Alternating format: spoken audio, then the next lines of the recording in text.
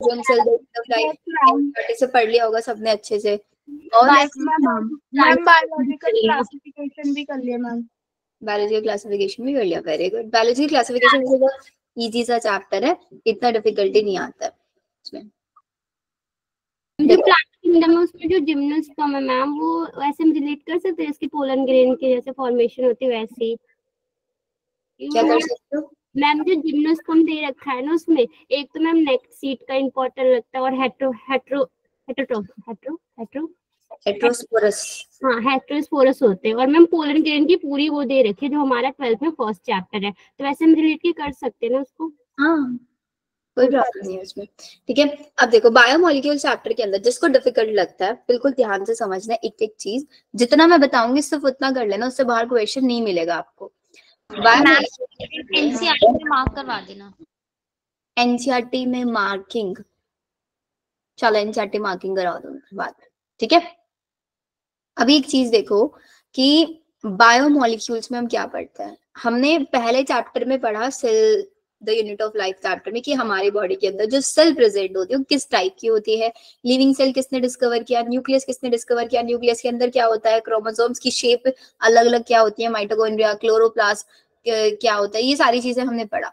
फिर हमने देखा सेल बनता कैसे है। सेल वही जैसे रुडोल्फ वर्ची ने बोला था 1855 में कि पुरानी सेल से ही बनते हैं नई सेल, वो हमने cell cycle and cell division chapter में देख लिया कि एक पुरानी सेल से दो नए सेल कैसे बन रहे हैं।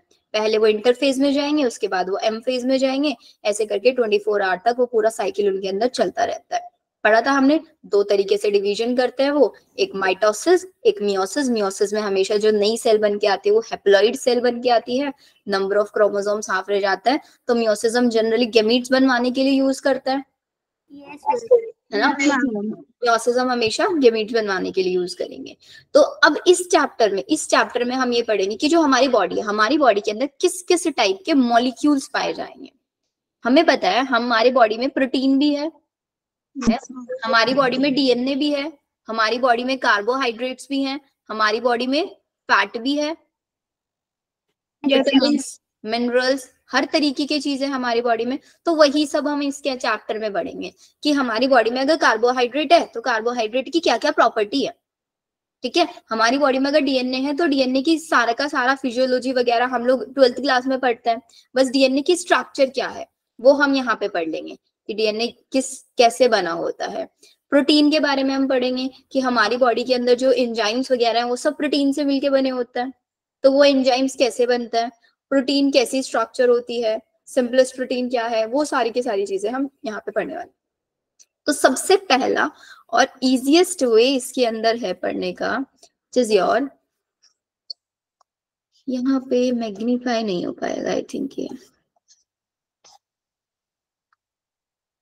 देखो हमारे पास बायोमोलिक्यूल्स के अंदर जितने भी कंपाउंड्स एक लिविंग टिश्यू के अंदर पाए जाते हैं उनको हम क्या बोलेंगे, बायोमोलिक्यूल। ये बेटा सारे एनसीईआरटी बेस्ड है, एनसीईआरटी को शॉर्ट फॉर्म में है, यहाँ पे पूरी एनसीईआरटी आपको बहुत शॉर्ट फॉर्म में मिलेगी।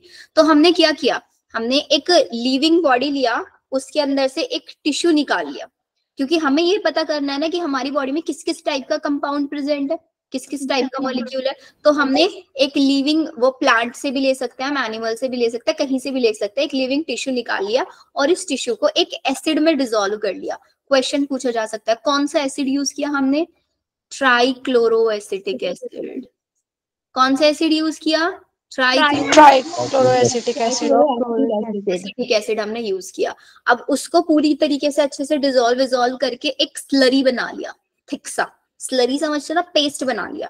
फिर उस पेस्ट को हमने एक बीकर में और उसके ऊपर क्या रख दिया, फिल्टर पेपर, उससे छानना शुरू कर दिया। जैसे चाय छानता है ना, तो चाय पत्ती ऊपर रह जाती है, चाय नीचे निकल जाती है, तो जो ऊपर वाला पार्ट बचेगा ना, ऊपर वाला, तो बिकॉज अब वो छलनी में से नीचे क्यों नहीं निकल पाया, क्योंकि उसका साइज बड़ा होगा, यस मैम, इसीलिए नहीं निकल पाया ना। तो इसका मतलब जो ऊपर पार्ट रह जाता है ना उसको हम बोलते हैं रिटेंटेट, क्योंकि ऊपर रह गया है। और जो नीचे फिल्टर होके आ गया उसको हम क्या बोलेंगे, फिल्ट्रेट। अब रिटेंटेट में कौन से किस टाइप के कंपाउंड हो गया, ऑब्वियसली रिटेंटेट जो ऊपर रह चुका है वो माइक्रो या मैक्रो मैक्रो मतलब लार्ज साइज वाला होगा, और फिल्ट्रेट में हमेशा कैसा मिलेगा? मिलेगा। ठीक है, ऊपर जो रहेगा, जो नीचे निकल के नहीं आया फिल्ट्रेट में, वो रिटेंटेट, और जो नीचे बच गया हमारा वो फिल्ट्रेट होगा।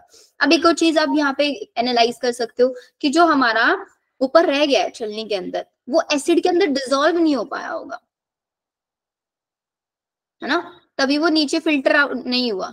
एसिड के अंदर इनसॉल्युबल होगा ना वो, रिटेंटेट क्या होगा? एसिड इनसॉल्युबल होगा, और जो नीचे निकल के आ चुका है वो एसिड सॉल्युबल होगा। तो रिटेंटेट हमेशा मैक्रोमोलिक्यूल होंगे, बड़े साइज के मॉलिक्यूल है, और जो एसिड के अंदर डिसॉल्व नहीं हो पाए। कौन सा एसिड यूज किया था हमने? और जो हमारे एसिड के अंदर डिसॉल्व हो गए वो सारे के सारे नीचे नहीं। और जो हमारे फिल्ट्रेट में मिले ना, उसी को हमने बोला कि मैक्सिमम हमारा जो साइटोप्लाज्मिक कंटेंट है ना, हमारे साइटोप्लाज्म के अंदर जो कंटेंट पाया जाता है वो जनरली माइक्रोमोलिक्यूल का होता है। अब उसके अंदर दो टाइप के कंपाउंड, इनऑर्गेनिक भी हो सकता है, ऑर्गेनिक भी हो सकते हैं। अब साइज क्या लिखा हमने? रफली का मतलब रफली साइटोप्लाज्मिक, किसका किसका? मैम रफली साइटोप्लाज्मिक कंपोनेंट। रफली साइटोप्लाज्मिक कंपोनेंट मतलब ये बोला गया कि फिल्ट्रेट के अंदर जितने कंपोनेंट थे ना, वो रफली जैसे साइटोप्लाज्म का कंपोनेंट थे उसी से मैच कर रहे थे। Okay ma'am. जैसे कंपोनेंट साइटोप्लाज्म के अंदर पाए जाते हैं, रफली उसी टाइप के हमको फिल्ट्रेट में मिले, ये बोल रहा है। ठीक है, अब सारे के सारे बायो माइक्रो मॉलिक्यूल्स हैं, छोटे साइज वाले मॉलिक्यूल्स। अब छोटे में साइज कितना होगा? जिसका साइज 18 से, मतलब जिसका मॉलिक्यूलर वेट 18 डाल्टन से 800 डाल्टन के बीच होगा, उसको हम बोलेंगे क्या? माइक्रो। और जिसका मोर देन 10,000 डाल्टन होगा उसको मैक्रो मॉलिक्यूल। क्वेश्चन पूछा जा सकता है। अब ये माइक्रो है, छोटे छोटे साइज के, तो ऑब्वियसली मोनोमर्स की फॉर्म में रहते होंगे, और जो बड़े साइज वाले हैं वो पॉलीमर रहेंगे। मोनोमर्स में जैसे कि एक अमाइनो एसिड आ गया, ठीक है, एक न्यूक्लियोटाइड आ गया, एक सिंपल मोनोसेक्राइड्स आ गया, ये सारे के सारे मोनोमर्स हैं। और बहुत सारे मोनोसेक्राइड मिलके पॉलीसेक्राइड बना देंगे, तो पॉलीसेक्राइड क्या बन जाएगा? एक मैक्रोमोलिक्यूल। बहुत सारे अमाइनो एसिड से ही एक प्रोटीन बनता है। Yes ma'am, yes ma'am. Molecule हो गया। बहुत सारे न्यूक्लियोटाइड से एक न्यूक्लिक एसिड बनता है। डीएनए पॉलीन्यूक्लियोटाइड चेन होती है, तो न्यूक्लिक एसिड क्या बना? एक बायो मैक्रोमोलिक्यूल। अब ये जो एक क्वेश्चन आता है वो लिपिड को लेके आता है। लिपिड क्या है? लिपिड एक मोनोमर है। लिपिड एक मोनोमर है। इसका मॉलिक्यूलर वेट कितना है? Less than 800 dalton. अब according to the molecular weight ये किस में आना चाहिए? माइक्रो में आना चाहिए ना। लेकिन जब हमने एक्सपेरिमेंट कराया ना, तो इस एक्सपेरिमेंट में हमको रिटेंटेट में मिला,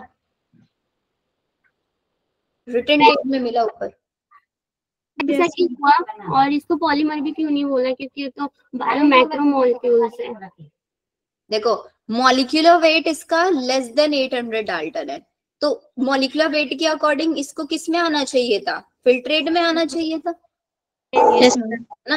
लेकिन ये पाया कहाँ गया? रिटेंटेट में पाया गया। क्यों? क्योंकि जो लिपिड होता है ना, वो लिपिड अपनी वेसिकल्स की फॉर्म में पाया जाता है। अब वो वेसिकल्स आपके एसिड के अंदर इजीली सॉल्युबलाइज नहीं होते, तो इसलिए वो किसके अंदर मिला? हमारा तो ये याद रखना है, लिपिड मिला कहाँ पे? मैक्रोमोलिक्यूल में, जबकि है क्या? वो एक माइक्रो। मिला मैक्रो में, है माइक्रो। क्लियर? मैम ये एसिड इनसॉल्युबल भी होगा फिर? ये एसिड इनसॉल्युबल भी है। ओके मैम, ठीक है, चलो। एसिड का नाम याद रखना है, फिल्ट्रेट में कौन मिला, रिटेंटेट में कौन मिला, ये याद रखना है। तो यहाँ से तो हमने क्या करा? यहाँ से हमने जितने भी हमारे ऑर्गेनिक कंपाउंड है उनको पता लगा लिया ना, कि सारे मोनोमर माइक्रो में, सारे आपके पॉलीमर्स मैक्रो के अंदर। अब हमें क्या पता लगाना? इनऑर्गेनिक कंपाउंड्स का पता लगाना है। तो इनऑर्गेनिक कंपाउंड के लिए हमने क्या किया? अगेन एक लिविंग टिश्यू लिया, ठीक है। उस लिविंग टिश्यू को हमने वेट किया, तो उसका वेट वेट हमने बोला। और जब हमने इसको लिविंग टिश्यू लिया, उसको अच्छे से सुखा दिया, और सुखा के उसको ड्राई वेट हम बोलेंगे। सुखाने के बाद अच्छे से हमने उसको बर्न कर दिया। अब बर्न करने से क्या होगा, उसके अंदर से CO2 और वाटर निकलेगा, तो मतलब जितना कार्बन हाइड्रोजन है वो निकल जाएगा, कार्बन हाइड्रोजन ऑक्सीजन। और किसी भी ऑर्गेनिक कंपाउंड के अंदर कार्बन हाइड्रोजन ऑक्सीजन ही होता है, और हमको एनालिसिस किसका करना है यहाँ पे, इनऑर्गेनिक कंपाउंड का करना है। तो जो अब हमारे पास उसको जलाने के बाद उसकी जो ऐश बचेगी, जो उसकी राख बचेगी, उसके अंदर सारे इनऑर्गेनिक कंपाउंड्स ही मिलेंगे। Yes ma'am.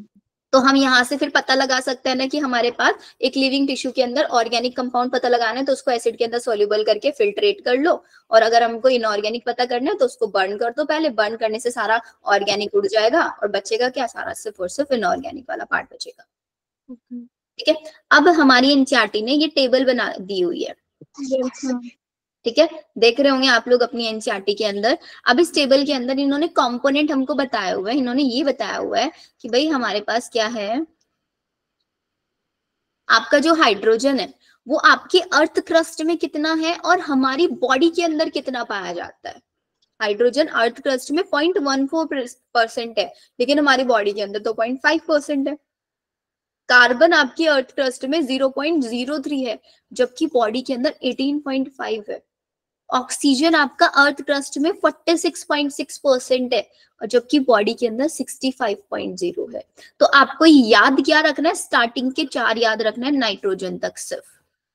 अगर क्वेश्चन आएगा मैच द फॉलोइंग में क्वेश्चन आ जाता है यहाँ पे कभी कभी, तो स्टार्टिंग के 4 को ही लेके आएगा, बाकी किसी के लिए नहीं आएगा। नाइट्रोजन हमारी अर्थ क्रस्ट में नहीं होती, लेकिन हमारी बॉडी में होती है। नाइट्रोजन हमारी बॉडी में किस किस फॉर्म में पाई जाएगी, अमाइनो एसिड में मिलेगी, हमारे डीएनए के अंदर भी मिलेगी, मिलेगी नहीं मिलेगी, नाइट्रोजन स्पेसिस जो है उनके अंदर नाइट्रोजन होती है, तो हमारे अर्थ क्रस्ट में तो नहीं है, जबकि हमारी बॉडी के अंदर है बहुत सारी फॉर्म्स में। चारों याद रहेंगे स्टार्टिंग के। Yes ma'am. तो अपनी जो टेबल है उस टेबल में इसको इम्पोर्टेंट मार्क कर लो। मैम शुरू के बस 4 ही ना मैम, इससे नीचे नहीं जाएगा ना। हाँ, सिर्फ शुरू के 4 याद रखना। अब बोलते हैं कि जो हमारे पास ऑक्सीजन है वो सबसे मोस्ट अबंडेंट एलिमेंट है हमारे लिविंग ऑर्गेनिज्म में। सबसे ज्यादा अबंडेंट मतलब सबसे ज्यादा अमाउंट में, तो सबसे ज्यादा अमाउंट में यही तो है, देखो। Yes ma'am. और अगर हम अर्थ क्रस्ट में भी सबसे ज्यादा अबंडेंट ऑक्सीजन ही है, और ह्यूमन बॉडी के अंदर भी सबसे ज्यादा यही है। अब एवरेज कंपोजिशन देखें अगर हम एक सेल की, तो एक सेल के अंदर जो वाटर है वो 70 से 90%, यहाँ पे क्वेश्चन आ जाता है 70 से 90% वाटर। प्रोटीन कितना पाया जाता है, 10 से 15%। ये स्टार्टिंग के 2 याद रख लेना, सिर्फ वाटर के ऊपर आता है मैक्सिमम क्वेश्चन, प्रोटीन के ऊपर भी नहीं आया अब तक, बट वाटर के ऊपर आया हुआ है 70 से 90%। तो हम वाटर को बोल सकते हैं वाटर मोस्ट अबंडेंट केमिकल है एक सेल के अंदर। Yes ma'am. ऑक्सीजन है मोस्ट अबंडेंट एलिमेंट, वाटर क्या है, एक कंपाउंड है ना H2O, तो ये मोस्ट अबंडेंट केमिकल या कंपाउंड है living organ. Most abundant element in the living organism oxygen, most abundant chemical is water. Abundant का मतलब होता है जो सबसे ज्यादा अमाउंट में पाया जाता है। ये सारी चीजें क्लियर हमको? Yes ma'am. अब नेक्स्ट चीज आ जाता है, बोलो बोलो। मैम ये टेबल हमें याद करनी पड़ेगी? हाँ, ये जितना मैं बोल रही हूँ ना, ये सब हाईलाइट करने के लिए याद करनी है, क्योंकि डायरेक्ट क्वेश्चन आता है यहाँ से। Yes ma'am. ठीक है, अब आता है नेक्स्ट चीज में, मेटाबोलाइट्स हम बाद में करेंगे, अभी पढ़ लेते हैं। चलो मेटाबोलाइट्स का, मेटाबोलाइट्स का मतलब जितने भी हमारे बायोमोलिक्यूल्स है ना, इन्हीं को हम मेटाबोलाइट्स बोलते हैं। Biomolecules is also known as metabolites. Metabolites का मतलब जो एक प्रॉपर मेटाबॉलिज्म दिखा रहे हैं, मेटाबोलाइट्स जिनके अंदर एक प्रॉपर मेटाबॉलिज्म है। अब मेटाबोलाइट्स 2 टाइप के होता है, प्राइमरी मेटाबोलाइट, सेकेंडरी। यहां से भी एक क्वेश्चन आ जाता है, सेकेंडरी मेटाबोलाइट से क्वेश्चन आता है। प्राइमरी मेटाबोलाइट वो मतलब मेटाबोलाइट अगर नहीं याद रह पा रहा है तो बायोमोलिक्यूल्स याद रखो। वो मॉलिक्यूल्स जिनका प्रॉपर फंक्शन हमें नोन है, हमें पता है कि भाई हमारी बॉडी के अंदर प्रोटीन क्या करता है, प्रोटीन हमारा बॉडी बिल्डिंग में हेल्प करता है, हमें फंक्शन पता है प्रोटीन का। हमें नाइट्रोजन का फंक्शन पता है कि नाइट्रोजन हमारी बॉडी के अंदर नाइट्रोजनस बेसिस बनाने में हेल्प करेगा, या फिर प्रोटीन के अंदर भी नाइट्रोजन एक एसेंशियल रोल प्ले करता है, प्रॉपर फंक्शन पता है। तो वो मॉलिक्यूल्स जिनका हमें प्रॉपर आइडेंटिफाइबल फंक्शन है, जिनके हमारे पास, वो सारे प्राइमरी मेटाबोलाइट। और जिनका कोई डायरेक्ट रोल नहीं है हमारी बॉडी के अंदर और जिनके फंक्शंस भी नोन नहीं है वो सारे सेकेंडरी, जिनका कोई डायरेक्ट फंक्शन नहीं है और जो कि जिनके हमें प्रॉपर फंक्शनिंग भी नहीं पता है, all are secondary metabolite. Primary metabolism में कहीं इन्वॉल्व नहीं होंगे और इनका कोई डायरेक्ट फंक्शन नहीं होगा आपकी ग्रोथ और डेवलपमेंट में, लेकिन ये हमारी बॉडी के लिए यूजफुल हो सकते हैं। एग्जाम्पल के लिए ये पूरी टेबल बेटा रट लेना, इस टेबल को, बहुत इंपॉर्टेंट है। यहां से तो 100% क्वेश्चन मिलेगा ही मिलेगा आपको। कैसे क्वेश्चन मिलेगा? मैच द फॉलोइंग में क्वेश्चन मिलेगा। अब मैच द फॉलोइंग में भी कैसे क्वेश्चन आएगा? आपको एक साइड में ये पिगमेंट्स, एक साइड में ये वाला टेबल बना देंगे, एक साइड में बना देंगे, बताओ कौन सा किस कैटेगरी में आता है। जैसे कि हमको पता है कैरोटीनॉइड, एंथोसाइनिन, ये सब क्या है? पिगमेंट्स है। मॉर्फिन, कोडीन, ये सब क्या? एल्कलॉइड्स है। ह्यूमन हेल्थ एंड डिसीज में पढ़ते हैं ना ड्रग्स, हम मॉर्फिन, यस मैम। ये टर्पिनॉइड से याद रखना। देखो बाद में टर्पीन आ रहा है ना, तो इस सब समझ ही जाओगे टर्पिनॉइड है। तो स्टार्टिंग के 3 तो पहचान लोगे, कैरोटीनॉइड, एंथोसाइनिन, ये पिगमेंट्स है। मॉर्फिन, कोडीन ड्रग्स वाले चैप्टर में पढ़ते हैं हम लोग, ये एल्कलॉइड्स है। और टर्पीन से टर्पिनॉइड हो गया हमारा। हमारे पास लेमन ग्रास ऑयल, ऑयल क्या है? एसेंशियल ऑयल है। एब्रिन और रिसिन ये टॉक्सिन्स हैं, टॉक्सिन केमिकल्स है। एब्रिन, रिसिन टॉक्सिन केमिकल्स है। लाइक्टिन कौन है? कॉन्केविलिन ए। इनमें कंफ्यूजन होता है बच्चों को, स्पेशली इन 2 के अंदर। टॉक्सिन, एब्रिन, रिसिन, लेक्टिन, कॉन्केविलिन ए। ड्रग्स में याद रखना है विनब्लेस्टिन एंड कुर्क्यूमिन, ये हमारी ड्रग्स है। और पॉलीमेरिक सब्सटेंसेस, रबर हो गया, गम हो गया, सेलुलोज हो गया, ये सब पॉलीमेरिक सब्सटेंसेस है। ये टेबल लिख लिया, एनसीईआरटी में इंपॉर्टेंट है। Yes ma'am. Yes ma'am. ठीक है, दीपू समझ आ रहा है चैप्टर? आपने पहले नहीं पढ़ा है ये? हाँ मैम अभी समझ रहे हैं। सेकेंडरी मेटाबॉलिज्म फिर से बताइए एक बार। सेकेंडरी मेटाबोलाइट वो होते हैं जिनका हमारी बॉडी के अंदर कोई डायरेक्ट इन्वॉल्वमेंट नहीं होता, डायरेक्ट रोल नहीं है। जैसे हमारी बॉडी के अंदर प्रोटीन का डायरेक्ट इन्वॉल्वमेंट है, बॉडी बिल्डिंग करता है। नाइट्रोजन का डायरेक्ट इन्वॉल्वमेंट है, शुगर्स का डायरेक्ट इन्वॉल्वमेंट है हमारी बॉडी में। लेकिन सेकेंडरी मेटाबोलाइट का कोई डायरेक्ट फंक्शन नहीं होता हमारी बॉडी की ग्रोथ डेवलपमेंट के अंदर, और इनके फंक्शंस भी आइडेंटिफाइबल नहीं होते, वो सेकेंडरी मेटाबोलाइट। ये हमें हाँ खाना समझा। हमारी बॉडी में रिलीज होते हैं। हमारी बॉडी के अंदर मॉर्फिन खुद से बनता है? नहीं बनता ना। अगर जरूरत होती है तो मॉर्फिन हमारी बॉडी के लिए, अगर हमें कोई होता है ना, मॉर्फिन और कोडीन को कहाँ यूज है? इंसोम्नियाज वगैरह केसेस में यूज करता है। तो अगर हमें ऐसा कोई केस है तो हम तब यूज करेंगे, तो हमारी बॉडी के लिए यूजफुल हो सकता है वो। लेकिन कोई डायरेक्ट इन्वॉल्वमेंट नहीं है ना इनमें से किसी का भी हमारी बॉडी में, हमारी बॉडी के डायरेक्ट ग्रोथ और डेवलपमेंट करा रहा हो, ये हमारी बॉडी के प्राइमरी मेटाबॉलिज्म में हेल्प कर रहा है। No ma'am. इसीलिए हम इनको सेकेंडरी मेटाबोलाइट बोलते हैं। ठीक है, यस मैम। चलो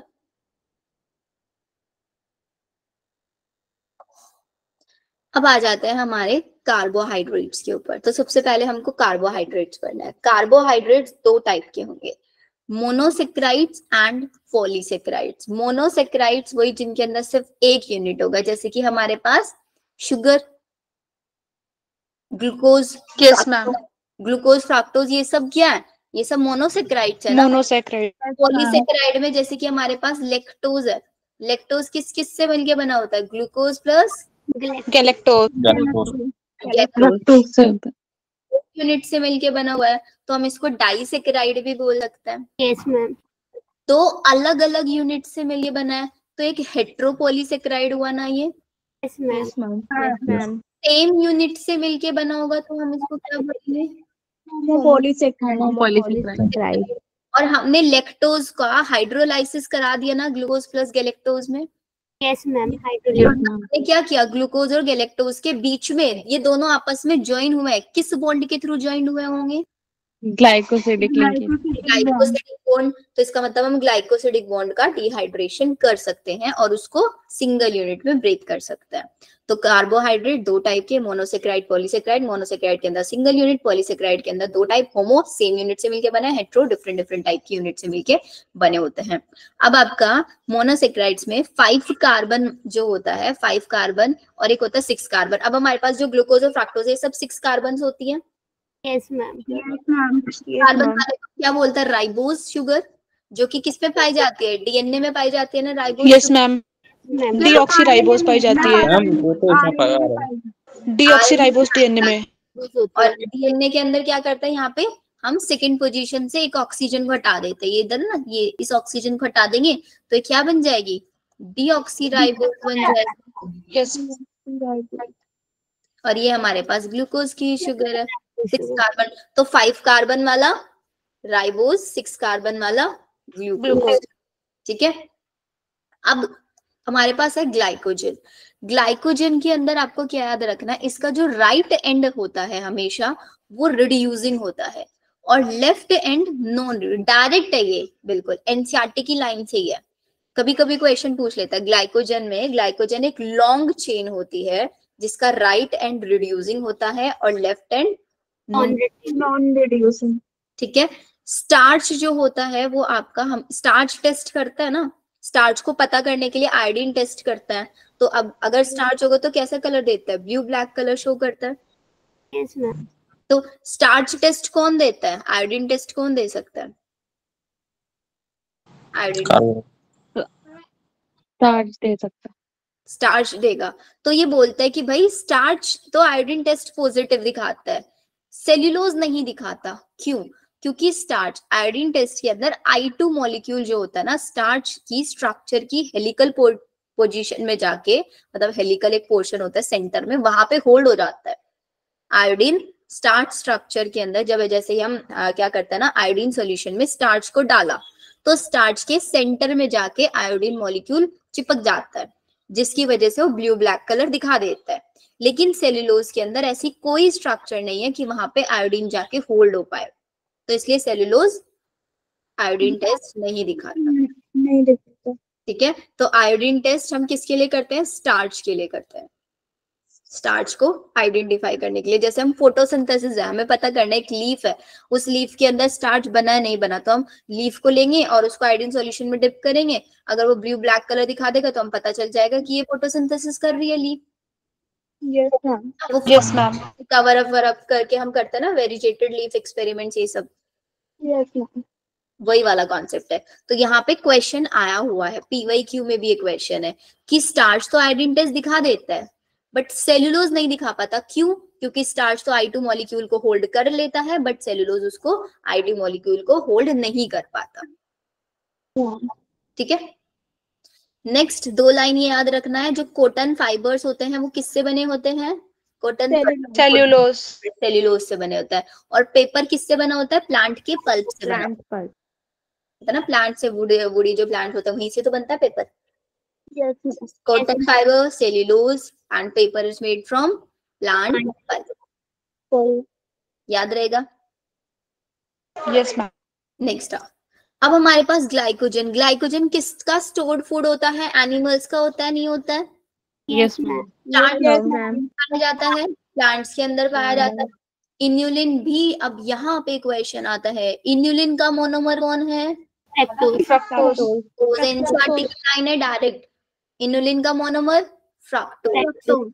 इनुलिन का मोनोमर फ्रक्टोज। ग्लाइकोजन किससे मिलके बना है? ग्लाइकोजन ग्लूकोज की बहुत सारी यूनिट से मिलके बना है। ठीक है। अगर आप इसका आयोडीन टेस्ट करेंगे तो ग्लाइकोजन के केस में आपको रेड कलर दिखाएगा, सिर्फ स्टार्च के केस में ब्लू ब्लैक कलर दिखाई देगा, सेल्यूलोज के अंदर कुछ नहीं दिखाई देगा। काइटिन की मोनोमर यूनिट याद रखनी है, NAG, शॉर्ट में लिखते हैं नाग। फुल फॉर्म पूछ लेते हैं NAG, N एसिटाइल ग्लूकोसामीन, या फिर NAM भी हम इसको बोलते हैं। NAM क्या होता है? N acetyl muramic acid. N acetyl muramic acid या फिर N एसिटाइल ग्लूकोसामीन। स्टार्च का सिर्फ ब्लू लिख रखा है, तो हमारे ऑप्शन में अगर ब्लू हुआ और एक ऑप्शन में ब्लू ब्लैक हुआ तो किसको टिक करेंगे? ऐसा आता ही नहीं वैसे, कभी ऑप्शन अगर आएगा तो आप ब्लू ब्लैक को टिक कर सकते हैं। दोनों साथ में ही देंगे वो? अगर देंगे तो साथ में देंगे। Okay ma'am. काइटिन किसकी सेल वॉल होती है? फंजाई की होती है ना? फंजाई की। या फिर ऑर्थ्रोपोड्स होता है, लार्जेस्ट फाइलम, उसका जो एक्सोस्केलेटन होता है वो काइटिन से मिलके बना होता है। सेल्यूलोज कि सेल वॉल किस में पाई जाती है? प्लांट में पाई जाती है। प्लांट। इन्युलिन का मोनोमर कौन है? फ्रक्टोज। स्टार्च किसकी फॉर्म, किसकी बॉडी में पाया जाता है? स्टोर्ड फॉर्म किसका? प्लांट। किसका स्टोर्ड फूड है? एनिमल्स। के अंदर फूड ग्लाइकोजन की फॉर्म में ही तो स्टोर रहता है। यस। तो बताओ अब ये वाला पूरा का पूरा पेज आप लोगों को समझ आया नहीं आया? प्राइमरी मेटाबोलाइट क्या होते हैं, हम लोग लिविंग टिश्यू में से ऑर्गेनिक कंपाउंड को कैसे एक्सट्रैक्ट करेंगे, इनऑर्गेनिक को कैसे करेंगे, कंपोजिशन उनका क्या रहता है, मोस्ट अबंडेंट एलिमेंट कौन है, मोस्ट अबंडेंट केमिकल कौन है। ठीक है, यस। नेक्स्ट पेज पे आ जाओ। अब आ गए हमारे पास nucleic acid. Nucleic acid monomer biomolecule है या मैक्रोमोलिक्यूल है? Bio micro. Nucleic acid macromolecule है ना? मैक्रोमोलेक्यूल वो तो न्यूक्लियोटाइड था जो माइक्रोमोलेक्यूल था। न्यूक्लियोटाइड था जो कि माइक्रो था। यस ठीक है, अब न्यूक्लिक एसिड, न्यूक्लिक जो हमारे डीएनए और आरएनए होता है ना, इन्हीं को न्यूक्लिक एसिड बोलते हैं। Yes ma'am. DNA and RNA और न्यूक्लिक एसिड। अब आपके जो ये न्यूक्लियोटाइड है, न्यूक्लियोटाइड क्या होता है, न्यूक्लियोसाइड क्या होता है, इसको ना मैं थोड़ा आपको शॉर्ट में बताती हूँ। देखो हमारे पास कोई भी डीएनए होता है वो 3 चीजों से मिलके बना होता है। सबसे पहले उसके अंदर होती है deoxy ribose sugar. Yes ma'am. Ribose sugar हमने देख लिया कैसी होगी मैम 5 कार्बन की। 5 कार्बन होगी, सेकंड पोजीशन से ऑक्सीजन नहीं होगा वहां पे। ठीक है, और एक होगा इसके अंदर नाइट्रोजिनस। मैम डीऑक्सी तो 6 कार्बन है ना? Nitrogenous base. डीऑक्सी राइबोज बेटा 5 कार्बन है। मैम राइबोज वाली आपने 5 बताया। राइबोज 5 कार्बन शुगर है, 5 कार्बन। ग्लूकोज था मैम 6 डीऑक्सी है ना कार्बन। 6। डीऑक्सी है तो डीऑक्सी में इसमें सिर्फ एक ऑक्सीजन हटाया है, कार्बन नहीं बढ़वाया है, इसीलिए तो पेंटोज शुगर बोलते हैं राइबोज को। Yes ma'am. Ribose is a pentose sugar और ग्लूकोज हेक्सोज होता है। ओके। ठीक है, तो डीएनए के अंदर डीऑक्सी राइबोज शुगर, एक इसके अंदर होता है नाइट्रोजिनस बेसिस और एक होता है इसके अंदर फोस्फेट ग्रुप हमारे डीएनए को नेगेटिव चार्ज देता है। नाइट्रोजिनस बेसिस 2 टाइप के होते हैं, एक होता है प्यूरीन और एक पिरिमिडिन। पिरिमिडीन। अब कौन प्यूरीन होते हैं कौन पिरिमिडीन, इसको याद रखने की ट्रिक याद रखना। प्यूरीन PUGA पूजा, पूजा से याद रखना, PU purine, G for guanine, A for pie cut, CUT cytosine uracil thymine, Pooja pie cut, ऐसे याद रखना है। ठीक है, प्यूरीन का नाम छोटा है लेकिन काम बड़े हैं इसके। काम बड़े मतलब ये 9 मेंबर्ड होती है। स्ट्रक्चर इनकी कैसी है? 9 मेंबर्ड। नाम बड़ा है लेकिन काम छोटे हैं, मतलब 6 मेंबर्ड है। याद रहेगा, डीएनए इन सारी चीजों से मिलके बना होता है। अब अगर कहीं पे सिर्फ आपका शुगर और नाइट्रोजिनस बेस है तो शुगर, सिर्फ शुगर प्लस नाइट्रोजिनस बेस, इन दोनों को मिला के हम बोलते हैं न्यूक्लियोसाइड। और जब इसके अंदर हमने फॉस्फेट भी ऐड कर दिया तब ये बन न्यूक्लियोटाइड। न्यूक्लियोटाइड। ठीक है, और फिर इन्हीं बहुत सारे न्यूक्लियोटाइड को हम ज्वाइन करके एक पॉली न्यूक्लियोटाइड चेन बना लेते हैं। यही पॉली न्यूक्लियोटाइड चेन हमारा डीएनए और आरएनए कहलाती है। ठीक है, शुगर और बेस को मिला के न्यूक्लियोसाइड और तीनों को मिला के न्यूक्लियोटाइड। अब नाइट्रोजिनस बेसिस इन्होंने दिया हुआ है कि भाई जो हमारे पास प्यूरीन है ये इसका स्ट्रक्चर दिया है एडेनिन और गुआनिन 2 होता है ना, ये एक नॉर्मल स्ट्रक्चर इन्होंने इसका दे दिया। फिर यहीं पे हम सब्स्टिट्यूशन करके स्ट्रक्चर्स बना लेते हैं।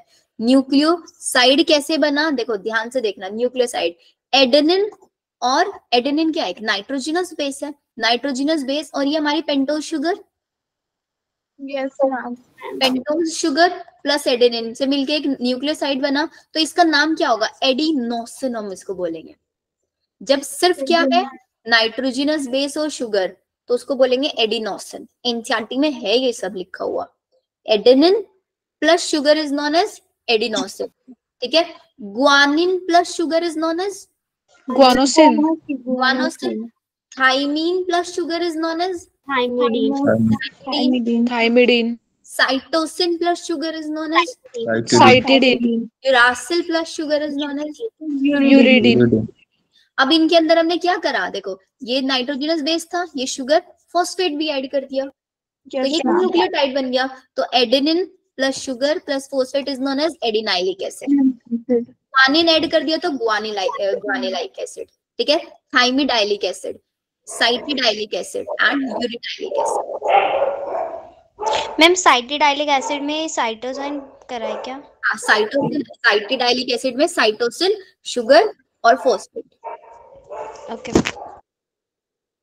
क्लियर है ये टेबल सबको? न्यूक्लियोसाइड्स क्या होते हैं? न्यूक्लियोसाइड्स सिर्फ sugar plus nitrogenous base, nucleotide में तीनों चीजें प्रेजेंट होती है। नेमिंग कैसे करेंगे वो भी आपको याद रखना है। 9 मेंबर्ड प्यूरिन होता है, पायरिमिडीन होता है, मैम प्यूरिन होते हैं, 9 प्यूरिन्स होते हैं हमारे 9 मेंबर्ड एंड 6 मेंबर्ड होते हैं हमारे Pyrimidine.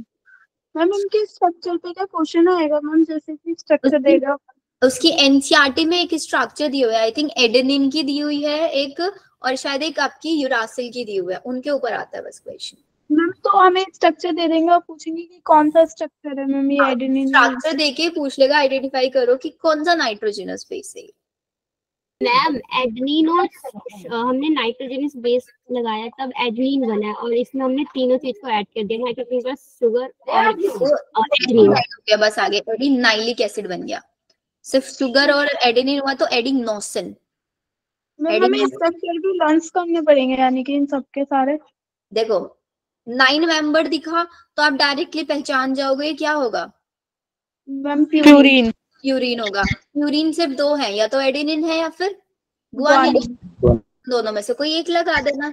एनसीईआरटी ने दिया हुआ स्ट्रक्चर 6 मेंबर्ड हुआ तो 6 मेंबर से थाइमिन हो सकता है, साइटोसिन, यूरासिल, तीनों में से एक हो सकता है। 9 मेंबर में पहचानेंगे कैसे? 9 मेंबर देखो ना, ये रहा स्ट्रक्चर, ये रहा। इनके अगर आपको वैसे सारी स्ट्रक्चर पे कभी क्वेश्चन आया नहीं है, याद करने को आप सबकी स्ट्रक्चर भी याद कर सकते हो। नहीं होते स्ट्रक्चर इसके, मैंने 5 बार बना के देखे फिर भूल जाती कोई फायदा नहीं है। मैम ये भी तो हो सकता है ना, न्यूक्लियोटाइड में हम लोग एसिड लगा दें। न्यूक्लियोटाइड में एसिड ही लगता है बेटा बस। मैम आप इम्पोर्टेंट बता दो ना। जितना एनसीईआरटी ने दे रखा है ना स्ट्रक्चर, एनसीईआरटी ने आई गेस 2 स्ट्रक्चर दे रखी है, तो एडेनिन या फिर Adenine और यूरासिल। 2 स्ट्रक्चर दे रखे हैं, सिर्फ उन दोनों स्ट्रक्चर को देख लेना अच्छे से, उनको पहचान। मैम इसमें 9 मेंबर कैसे हुए? ये नहीं समझ रहा मुझे। ये नहीं समझ में आया ये 9 मेंबर कैसे हुआ? काउंट करना जरा, कार्बन 1 2 3 4 5 6 7 8 9। Okay ma'am. हो गई ना 9 मेंबर। 1 2 4 5 6। मैम यस रिया। मैम जैसे कि केमिस्ट्री के बायोमोलिक्यूल्स चैप्टर में भी बहुत सारे स्ट्रक्चर्स दे रखे हैं, तो मैम उससे रिलेटेड तो नहीं आ जाएंगे स्ट्रक्चर्स? नहीं उससे। Okay ma'am. बायो में अगर क्वेश्चन आएगा तो जितना मैं बता रही हूँ इस चैप्टर से बायोमोलिक्यूल से इतना ही आएगा, इससे बाहर कभी क्वेश्चन आता ही नहीं है। बहुत शॉर्ट इनके स्ट्रक्चर्स तो पूछे जा सकते हैं ना, क्योंकि बायोमोलिक्यूल्स केमिस्ट्री में भी दे रखे हैं स्ट्रक्चर्स। तो अगर आप केमिस्ट्री वाले उसमें भी नहीं पीवाईक्यूज खोल। मैम आपकी को रिया की साइड है वो बेटा। आप एक काम करना, बायोमोलिक्यूल चैप्टर का केमिस्ट्री का भी एमटीजी खोलना, बायो का भी एमटीजी खोलना, और वहां पे दोनों में क्वेश्चंस को देखना। मैम मैंने ना इसके पीवाईक्यूज किए थे स्ट्रक्चर में, जैसे फॉस्फोलिपिड एक लेसिथिन था उसका स्ट्रक्चर पूछा हुआ था, और एक ट्राइग्लिसराइड था उसका स्ट्रक्चर पूछा गया जो था। बायो में एनसीईआरटी में दिया हुआ है, जितने बायो में एनसीईआरटी में दिए हुए हैं ना स्ट्रक्चर, से वहीं से आएगा, उसके अलावा नहीं पूछते हो। और मैम ये जो एडिनिन वगैरह था ये पीवाईक्यू में भी नहीं पूछा हुआ था, इसलिए स्ट्रक्चर्स की आपको टेंशन नहीं लेनी है। Okay ma'am. जितना एनसीईआरटी में दिया हुआ उतना कर लो। एक बार एंड में मैं आपको एनसीईआरटी दिखा के हाईलाइट भी करा दूंगी चीजें। Okay ma'am. Okay ma'am. चलो इतना हमारा क्लियर हो गया। अब हमें पता है जो ये हमारा आरएनए है, आरएनए के अंदर आपका थाइमीन की प्लेस पे क्या होता है? यूरेसिल। याद रखना। अब मैं आपसे क्वेश्चन पूछती हूँ, हमारे पास प्यूरिन में है गुआनिन एडेनिन, ठीक है, पायरिमिडीन में है साइटोसिन यूरासिल थाइमिन। तो ऐसा एक नाइट्रोजनस बेस बताओ जो आपका डीएनए आरएनए दोनों में कॉमन है। साइटोसिन।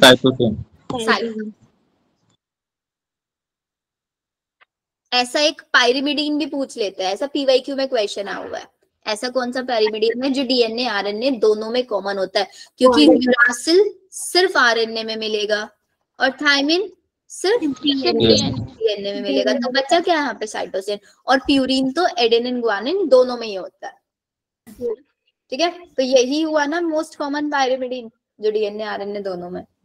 Yes ma'am. नहीं समझा मैम मुझे। क्वेश्चन ये है बेटा, ऐसा कौन सा पायरिमिडीन है जो डीएनए आरएनए दोनों में पाया जाता है? तो साइटोसिन हुआ ना, क्योंकि पायरिमिडीन 3 होते हैं, cytosine uracil thymine. Uracil and thymine, uracil सिर्फ आरएनए में, थाइमिन सिर्फ डीएनए में। तो साइटोसिन ही तो है ना जो डीएनए आरएनए दोनों में पाया जाता है। हाँ मैम। बस ये क्वेश्चन है हमारा। नोट्स कहाँ मिलेंगे? ये नोट्स मैं आपको ग्रुप में शेयर कर दूंगी। Okay ma'am. ठीक है। अब हमारे डीएनए का डबल हेलिकल मॉडल किसने दिया था? वाटसन एंड क्रिक दिया था। डीएनए डबल हेलिकल फॉर्म में पाया जाता है। अब आपको ये पता ही है कैसे फॉर्म में पाया जाता है, कुछ कुछ इस टाइप से। दोनों की एंटी पैरेलल पोलैरिटी होती है, एक 3 प्राइम, ठीक है, तो एक 5 प्राइम, एक 5 प्राइम तो दूसरा 3 प्राइम। एडेनिन आपका थाइमिन के साथ कनेक्टेड होता है with 2 hydrogen bond and guanine cytosine के साथ होता है विद 3 हाइड्रोजन बॉन्ड। ये जो एक पूरा स्ट्रक्चर होता है ना, ये पूरा फोल्ड, इसको बोलते हैं कि हेलिक्स। एक हेलिक्स के अंदर कितने बेस पेयर पाए जाते हैं?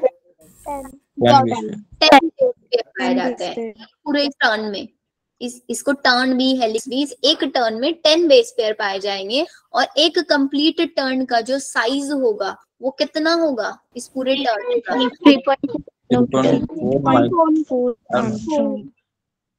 34 एंगस्ट्रॉम लिख ले। एंगस्ट्रॉम की फॉर्म में बात करेंगे तो अब 10 देखो, इन 10 की डिस्टेंस कितनी है? 34। तो अगर मैं आपसे 2 बेस पेयर के बीच की डिस्टेंस पूछूं तो डिवाइडेड बाय 3.4 एंगस्ट्रॉम हो जाएगा। Yes ma'am. ठीक है। डीएनए की जो फोल्डिंग होती है, राइट हैंडेड होती है, लेफ्ट हैंडेड होती है? राइट हैंडेड होती है। हमेशा एडेनिन के सामने थाइमिन है। एडेनिन इज क्या? Adenine is purine. Yes ma'am. Thymine is guanine is again purine. Cytosine is pyrimidine। Purine के सामने क्या होगा? pyrimidine। तो वी कैन कॉल कि अगर हमें डबल स्ट्रैंडेड स्ट्रक्चर बनाए हैं तो जितने प्यूरिन हैं उतने ही पायरिमिडीन होने चाहिए। Yes ma'am. Purine is always equals to pyrimidine. Yes ma'am. ठीक है, तभी ये डबल हेलिक्स स्ट्रक्चर हमारा बन पाएगा यहाँ पे। और एंटी पैरेलल पोलैरिटी होती है। ये सारी तो बेसिक चीजें आपको पता ही है। मैं 0.34 किसकी थी? मतलब 10 बेस पेयर की 0.34 थी। 10 के 10 बेस पेयर्स की 34 एंगस्ट्रॉम। ठीक है। और 1 2 3 4 5 6 7 ऐसे इन 10 की है 34। और अब मेरे को इन 2 के बीच में निकालना है कितनी है, तो डिवाइडेड बाय 10 कर दो उसको। 3.4। ठीक है। डीएनए की बैकबोन क्या होती है? फॉस्फेट शुगर फॉस्फेट से बनती है। Sugar and ribosugar plus phosphate plus sugar. Sugar plus phosphate होती है आपकी डीएनए की backbone. Clear? Yes ma'am. Thymine adenine के बीच में हाइड्रोजन बॉन्ड्स प्रेजेंट होते हैं। शुगर और अच्छा लिंकेज बताओ मेरे को क्या होता है? ये शुगर फॉस्फेट बैकबोन इन्होंने बता दिया, लिंकेज इन्होंने लिख के नहीं दिया हुआ है ना यहाँ पे।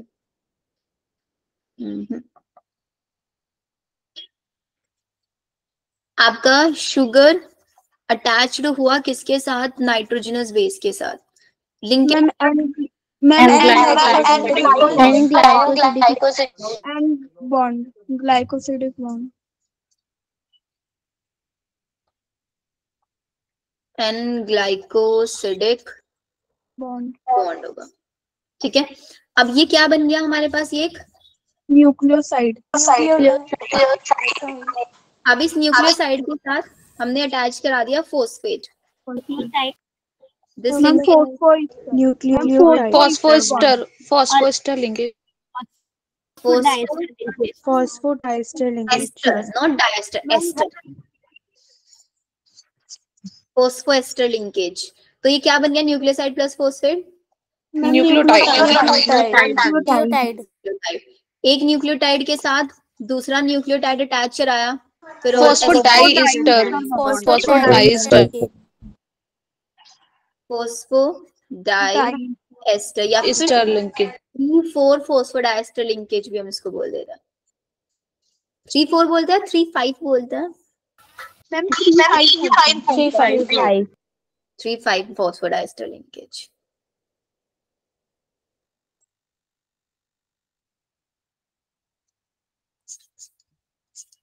क्लियर? Yes ma'am. 3 लिंकेज हमने पढ़े। Sugar plus nitrogenous base, glycosidic bond बन गया क्या? न्यूक्लियोसाइड। न्यूक्लियोसाइड के साथ फोस्फेट अटैच कराया, लिंकेज फोस्फोएस्टर लिंकेज। 2 न्यूक्लियोटाइड को अटैच कराया, 3,5 फोस्फोडाइएस्टर लिंकेज। क्योंकि बहुत सारे न्यूक्लियोटाइड को अटैच करा के ही तो हम पॉलीन्यूक्लियोटाइड चेन बनाएंगे। Yes ma'am. और ये पॉलीन्यूक्लियोटाइड चेन क्या कहलाती है? हमारा डीएनए, है ना।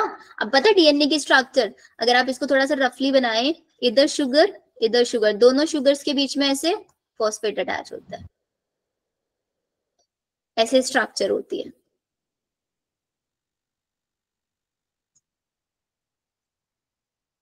अब यहीं पे एडेनिन और थायमिन, ग्वानिन, साइटोसिन। तो हम बोल सकते हैं जितने हमारे नाइट्रोजनस बेस है ये अंदर की साइड प्रेजेंट होता है, फोस्फेट आउटर साइड प्रेजेंट होता है। Yes ma'am. है ना, ये हमारे इनसाइड है। और बैकबोन यही तो है ना, जैसे एक सीढ़ी होती है तो एक सीढ़ी के अंदर ये जो साइड वाली 2 स्टिक होती है यही तो बैकबोन होती है, और बीच में यहाँ पे लगी रहती है, ये एक सीढ़ी बन रही है। तो बैकबोन क्या है इसकी? ये है। तो ऐसे हमारी ये बैकबोन क्या है? ये है। ठीक है। Yes ma'am. चलो ये हमको क्लियर हो गया। वॉटसन एंड क्रिक मॉडल था हमारा डीएनए के अंदर हमने लिंकेजेस पढ़ लिया। अब आता है हमारे पास, पढ़िए, ये बहुत इंपॉर्टेंट है, इसको अपनी एनसीईआरटी के साइड में लिख के रखना। ठीक है। सबसे पहला, पाल्मिटिक एसिड के अंदर कितनी कार्बन्स प्रेजेंट होती है? Palmitic acid P4, palmitic acid P4 15, तो 15 + 1 16। कितने कार्बन है इसके अंदर? 16 कार्बन है, इंक्लूडिंग कार्बोनिल। कार्बोनिल कार्बन यही होती है ना, COH वाली कार्बन। Yes ma'am. तो अभी COH वाली कार्बन को अगर हटा दें तो कितनी हुई? 14 ये है और 1 ये 15। तो अगर आपसे यहाँ पे क्वेश्चन पूछ ले कि पाल्मिटिक एसिड के अंदर कितनी कार्बन है, इंक्लूडिंग कार्बोनिल कार्बन पूछ ले तो 16 बता दोगे, और अगर एक्सक्लूडिंग करके पूछ ले, 15, एक्सक्लूडिंग कार्बोक्सिल कार्बन 15 हो जाएंगे ना। तो ये ध्यान रखना है, सिर्फ 16 नहीं याद रख के चलना है, ये याद रखना है कि ये क्वेश्चन में क्या पूछ रहे हैं, कार्बोनिल कार्बन को ऐड करा रहे हैं या नहीं करा रहे हैं। तो आंसर इसका 15 भी हो सकता है, 16 भी हो सकता है। ऐसे ही एरेकिडोनिक एसिड में याद रखना है, एरेकिडोनिक एसिड के अंदर 20 कार्बन्स प्रेजेंट होती हैं, इंक्लूडिंग कार्बोनिल कार्बन, और एक्सक्लूडिंग पूछ लेंगे 19 हो जाएंगे। ठीक है। पाल्मिटिक एसिड एक सैचुरेटेड एसिड होता है, मतलब एक सैचुरेटेड कंपाउंड है। पाल्मिटिक एसिड और एरेकिडोनिक दोनों के दोनों एक फैटी एसिड्स हैं। सैचुरेटेड का मतलब इसके अंदर कहीं आप देख रहे हो ना स्ट्रक्चर में कोई डबल ट्रिपल कोई बॉन्ड नहीं है, और जहां पे डबल ट्रिपल बॉन्ड नहीं होते वो कैसा होता है? सैचुरेटेड। लेकिन एरेकिडोनिक एसिड के अंदर डबल और ट्रिपल बॉन्ड होता है, that's why it is unsaturated. तो एक क्वेश्चन ऐसा भी आ सकता है, पाल्मिटिक एसिड सैचुरेटेड है या अनसैचुरेटेड है? सैचुरेटेड। सैचुरेटेड है, ठीक है। हाईलाइट कर लिया इसको एनसीईआरटी में।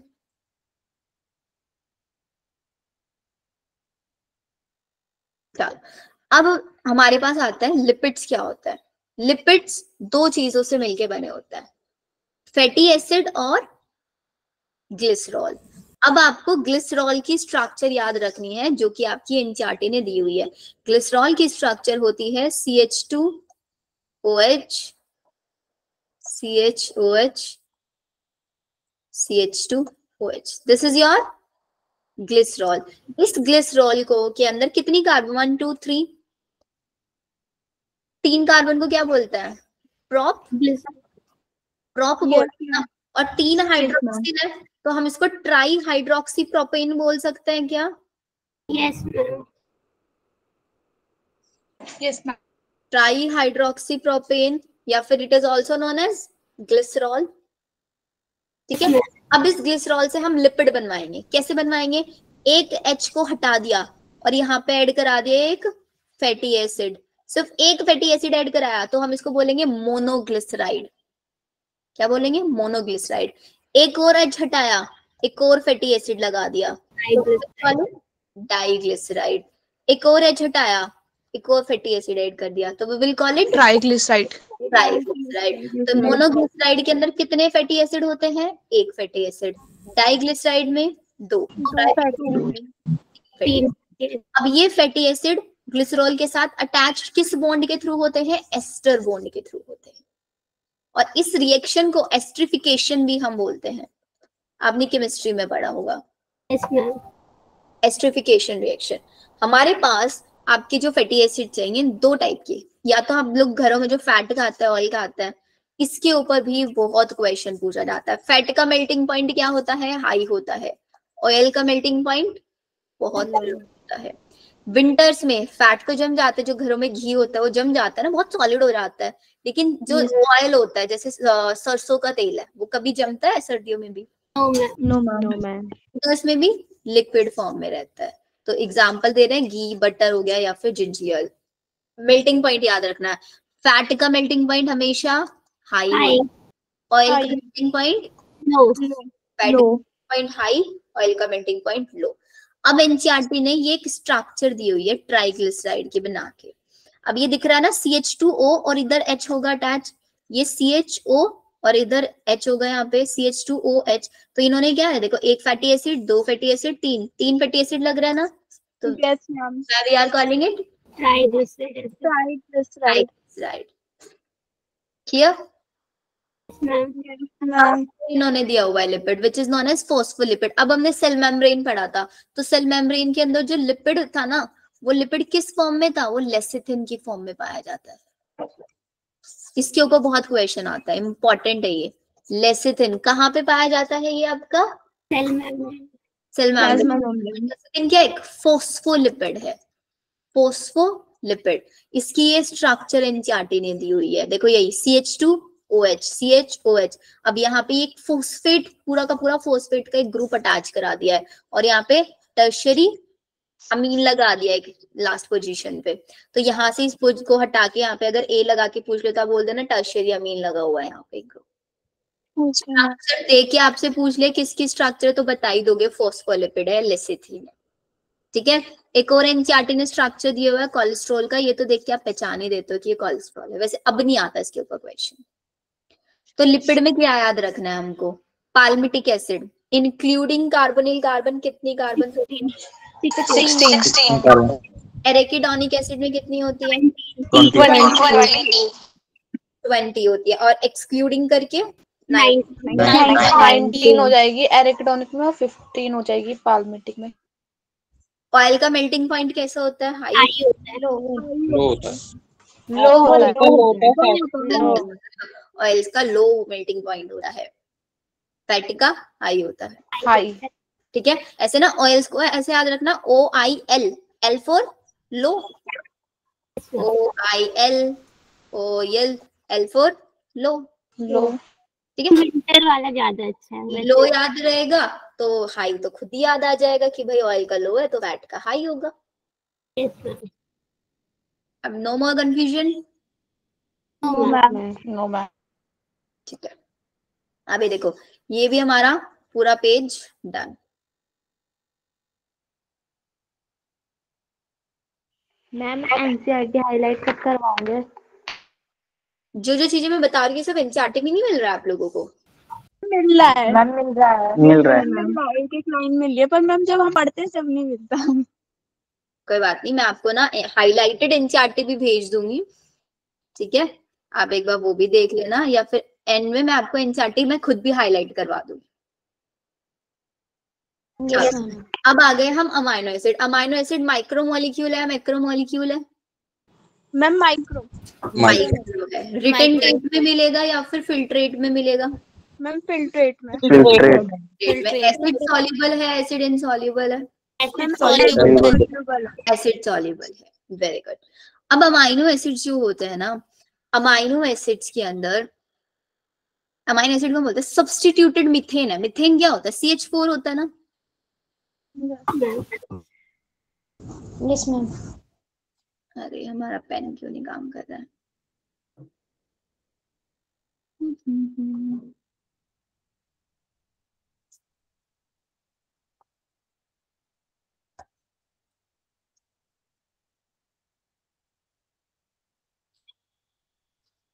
हाईलाइट नहीं हो रहा है यहाँ पे। Let me check. रुको,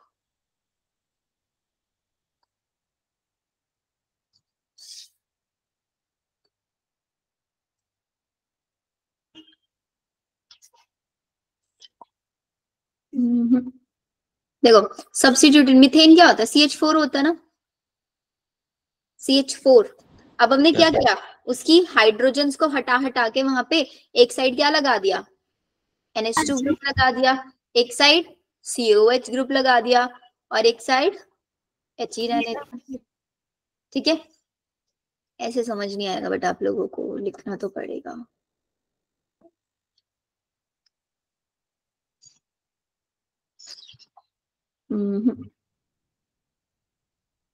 समझ रहे हैं मैम, पढ़ाइए आप।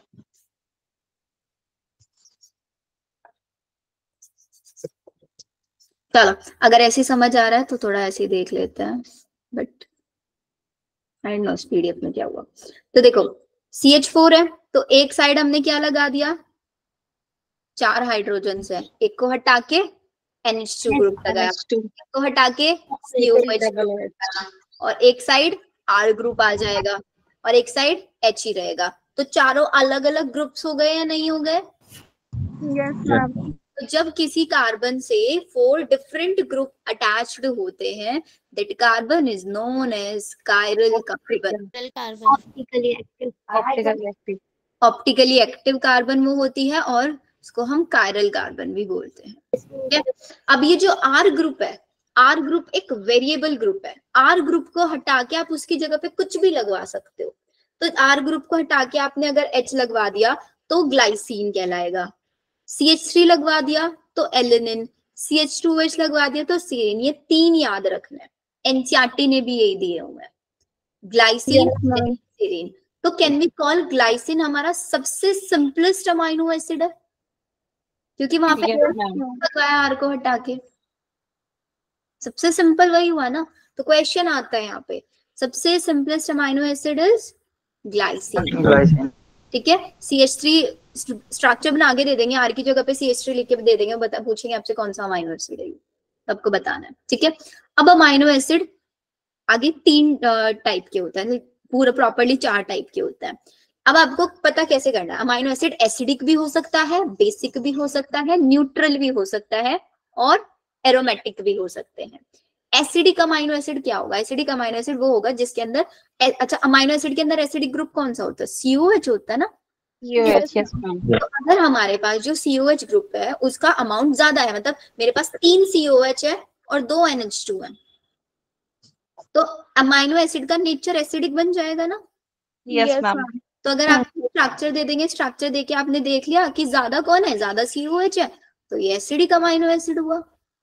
और अगर 3 NH2 ग्रुप है और 2 COH है तो ये कैसा बनेगा? 3 NH2 है और 3 ही COH है, तो न्यूट्रल बन न्यूट्रल जाएगा। हो गया। न्यूट्रल अगर उसके अंदर कोई बेंजीन वेंजीन रिंग लगवा दी तो एरोमेटिक बन जाएगा। ठीक है, एग्जाम्पल याद रखना है एसिडिक में, जैसे कि ग्लूटामिक एसिड, एस्पार्टिक एसिड, जितने भी एसिडिक है सबके नाम के बीच एसिडिक है। ठीक है, और बेसिक में हम याद रखते हैं, कल याद कराया था हिस्टोन में, lysine and arginine. Yes ma'am. Neutral का एग्जाम्पल वेलिन याद रखना है। एरोमेटिक में टायरोसिन, ट्रिप्टोफैन, फिनाइलएलेनिन, ये सब एरोमेटिक है। टायरोसिन, ट्रिप्टोफैन, फिनाइलएलेनिन, ये याद रखना है आपको, कौन एसिडिक है कौन न्यूट्रल।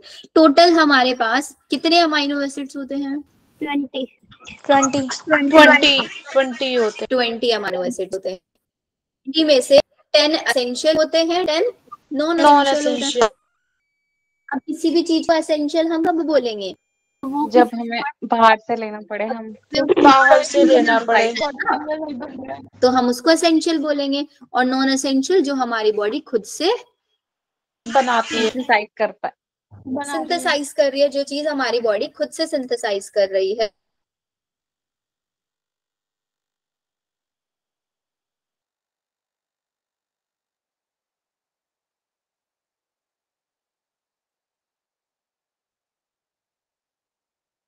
आपकी वो वॉइस हमारे पास होंगे एसेंशियल अमाइनो एसिड। अब आई अब आने लगी, स्क्रीन शो नहीं हो रही बस।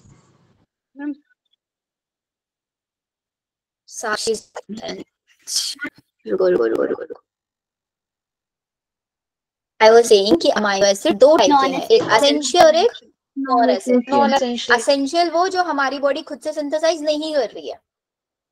अब हमारी बॉडी खुद से नहीं बना रही है लेकिन वो हमारे लिए एसेंशियल है, तो वो हमको डाइट में खाने पड़ेंगे, नहीं खाने पड़ेंगे? Yes ma'am. और नॉन एसेंशियल है हमारे पास, नॉन एसेंशियल तो हमारी बॉडी खुद ही सिंथेसाइज कर रही है, तो इसलिए हमको डाइट में लेने की रिक्वायरमेंट नहीं है। ठीक है, Yes. अब एक और क्वेश्चन आ जाता है ज्विटर आयन के ऊपर। ज्विटर आयन क्या है? ज्विटर आयन अमाइनो एसिड की प्रॉपर्टी है जिसके अंदर NH2 और CH, मतलब एक ही टाइम पे ज्विटर आयन क्या होता है, एक ही टाइम पे अमाइनो एसिड में पॉजिटिव नेगेटिव दोनों चार्ज आ जाता है। कैसे? COH है, ये अपना H छोड़ेगा तो इसके ऊपर कैसा चार्ज आएगा? नेगेटिव, और H निकल के किसके पास चला जाता है? NH2 के पास, तो बन जाता है NH3 पॉजिटिव। तो नेगेटिव दोनों चार्ज आ गए, नहीं आ गए एक साथ? इसको बोलते हैं हम आपका ज्विटर आयन। इसका स्ट्रक्चर ये यहाँ पे दिया हुआ है इन्होंने। मैम एक और फिर से समझा दो। देखो, ज्विटर आयन ये रहा। ज्विटर आयन वो होता है जिसके ऊपर नेगेटिव और पॉजिटिव एक ही साथ एक ही स्ट्रक्चर में दोनों चार्ज आ जाए, पॉजिटिव भी नेगेटिव। देखो, सिर्फ पॉजिटिव आता है उसको कटायन बोलता है, सिर्फ नेगेटिव आ जाता है तो उसको एनायन बोल देते हैं, और पॉजिटिव नेगेटिव दोनों आ जाए तो neutral. Zwitter ion. Okay ma'am. Zwitter ionic form. ठीक है मैम, ये रहता तो वैसे न्यूट्रल ही है ना, क्योंकि इसमें पॉजिटिव और नेगेटिव दोनों होते हैं। हाँ, रहता न्यूट्रल फॉर्म में ही। क्या चीज हो गई इसका? सबसे सिंपलेस्ट अमाइनो एसिड का नाम बताओ। ग्लाइसिन। दो बेसिक अमाइनो एसिड्स का नाम बताओ। आर्जिनिन, लाइसिन और आर्जिनिन। फिनाइलएलेनिन कैसा अमाइनो एसिड है? एसिडिक। ठीक है, फिनाइलएलेनिन एरोमेटिक। बहुत सारे न्यूक्लियोटाइड आपस में कनेक्ट किस फॉर्म में रहते हैं? फॉस्फोडाइस्टर बॉन्ड से कनेक्ट रहते हैं। फॉस्फोडाइस्टर बॉन्ड से, फॉस्फोडाइएस्टर बॉन्ड से। और शुगर प्लस नाइट्रोजनस बेस आपस में किस बॉन्ड के थ्रू लिंक है?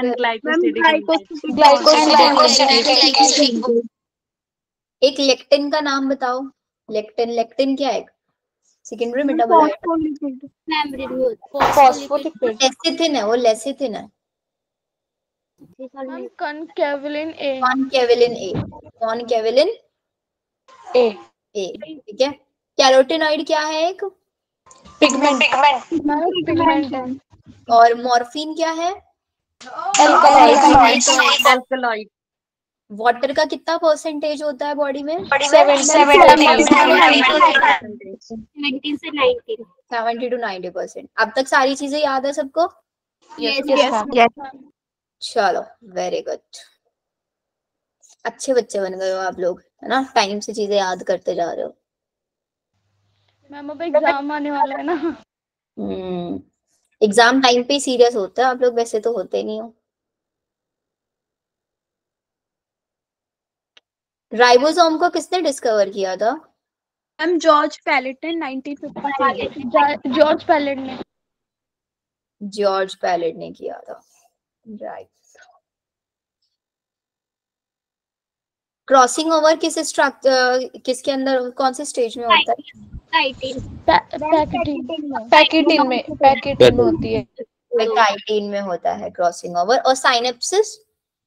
मैम जाइगोटिन में होता है। और काइस्मेटा किस में बनता है? मैम डिप्लोटिन में स्टेज में।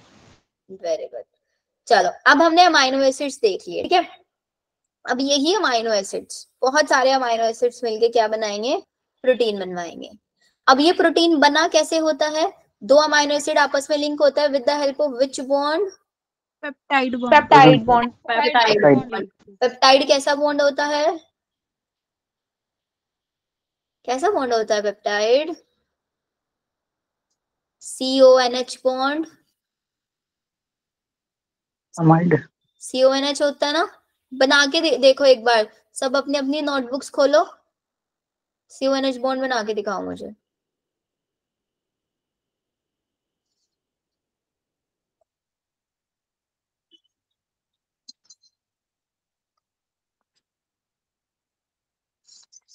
जल्दी जल्दी से बनाओ सब, जिससे नहीं बन रहा है वो मुझे बताओ।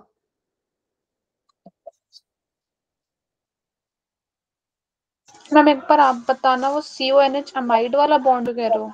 हाँ CONH, अमाइड नहीं, पेप्टाइड। C डबल बॉन्ड वो फिर NH।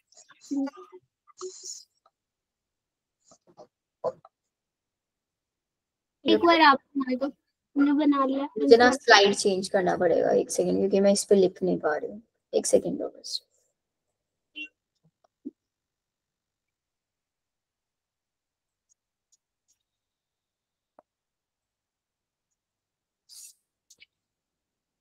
देखो हमने अमाइनो एसिड देखा, ये एक अमाइनो एसिड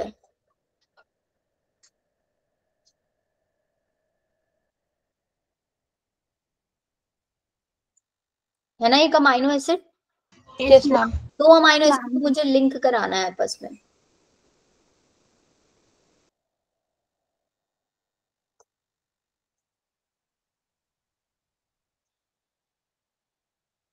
ऐसे लिख दिया मैंने इसको, ठीक है। और एक और अमाइनो एसिड मैंने यहाँ पे बना दिया, COOH CH3 और इधर NH2। तो हमेशा दो अमाइनो एसिड आपस में मिलके करते हैं डिहाइड्रेशन। डिहाइड्रेशन मतलब रिमूवल ऑफ वाटर। तो क्या होगा, यहाँ से इधर से 2 H जाएंगे या 1 H जाएगा? 1 H जाएगा इधर से, ठीक है, क्योंकि हमें बॉन्ड क्या बनाना है? CONH बनाना है। तो इधर से OH निकलेगा और इधर से 1 H निकलेगा, तो निकल गया ना H2O।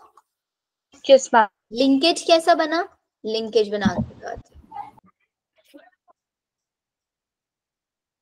इधर से NH बचा था और इधर से CO, तो बन गया ना CONH। Yes ma'am. CONH linkage को क्या बोलते हैं? Peptide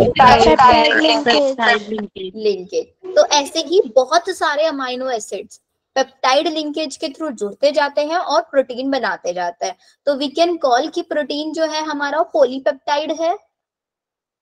yes ma'am. पॉलीपेप्टाइड है जहां पे आपकी लीनियर चेन में अमाइनो एसिड कनेक्टेड होता है with the help of peptide. क्या हमारे प्रोटीन हेट्रोपॉलीमर होते हैं या होमोपॉलीमर होते हैं? हेट्रो होते हैं। हेट्रोपॉलीमर होते हैं। अलग अलग टाइप के अमाइनो एसिड्स जुड़ के प्रोटीन बनवाएंगे। टोटल हमारे पास 20 अमाइनो एसिड्स होते हैं, वो हमने पढ़ ही लिया है, ठीक है। अब इसके अंदर एक और लाइन है, किधर गई? कंफर्मेशन डाइट्री वाला हो गया, दलित आगे हो गया। गेस ये वाली टेबल बच्चों बहुत इंपॉर्टेंट है। इस टेबल में से ये जो GLUT4 है ना, इसके ऊपर क्वेश्चन आता ही आता है। क्या हो रहा है आज?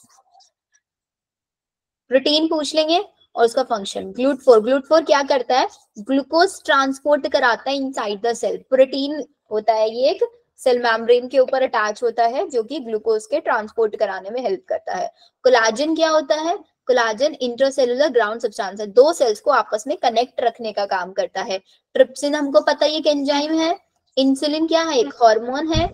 एंटीबॉडी आपका बॉडी में डिफेंस मैकेनिज्म बनाता है। रिसेप्टर्स क्या होता है? रिसेप्टर्स हमारे जैसे टेस्ट रिसेप्टर, स्मेल, हार्मोन्स, ये सब के सेंसरी रिसेप्शन का हेल्प करता है। और GLUT4 glucose transport.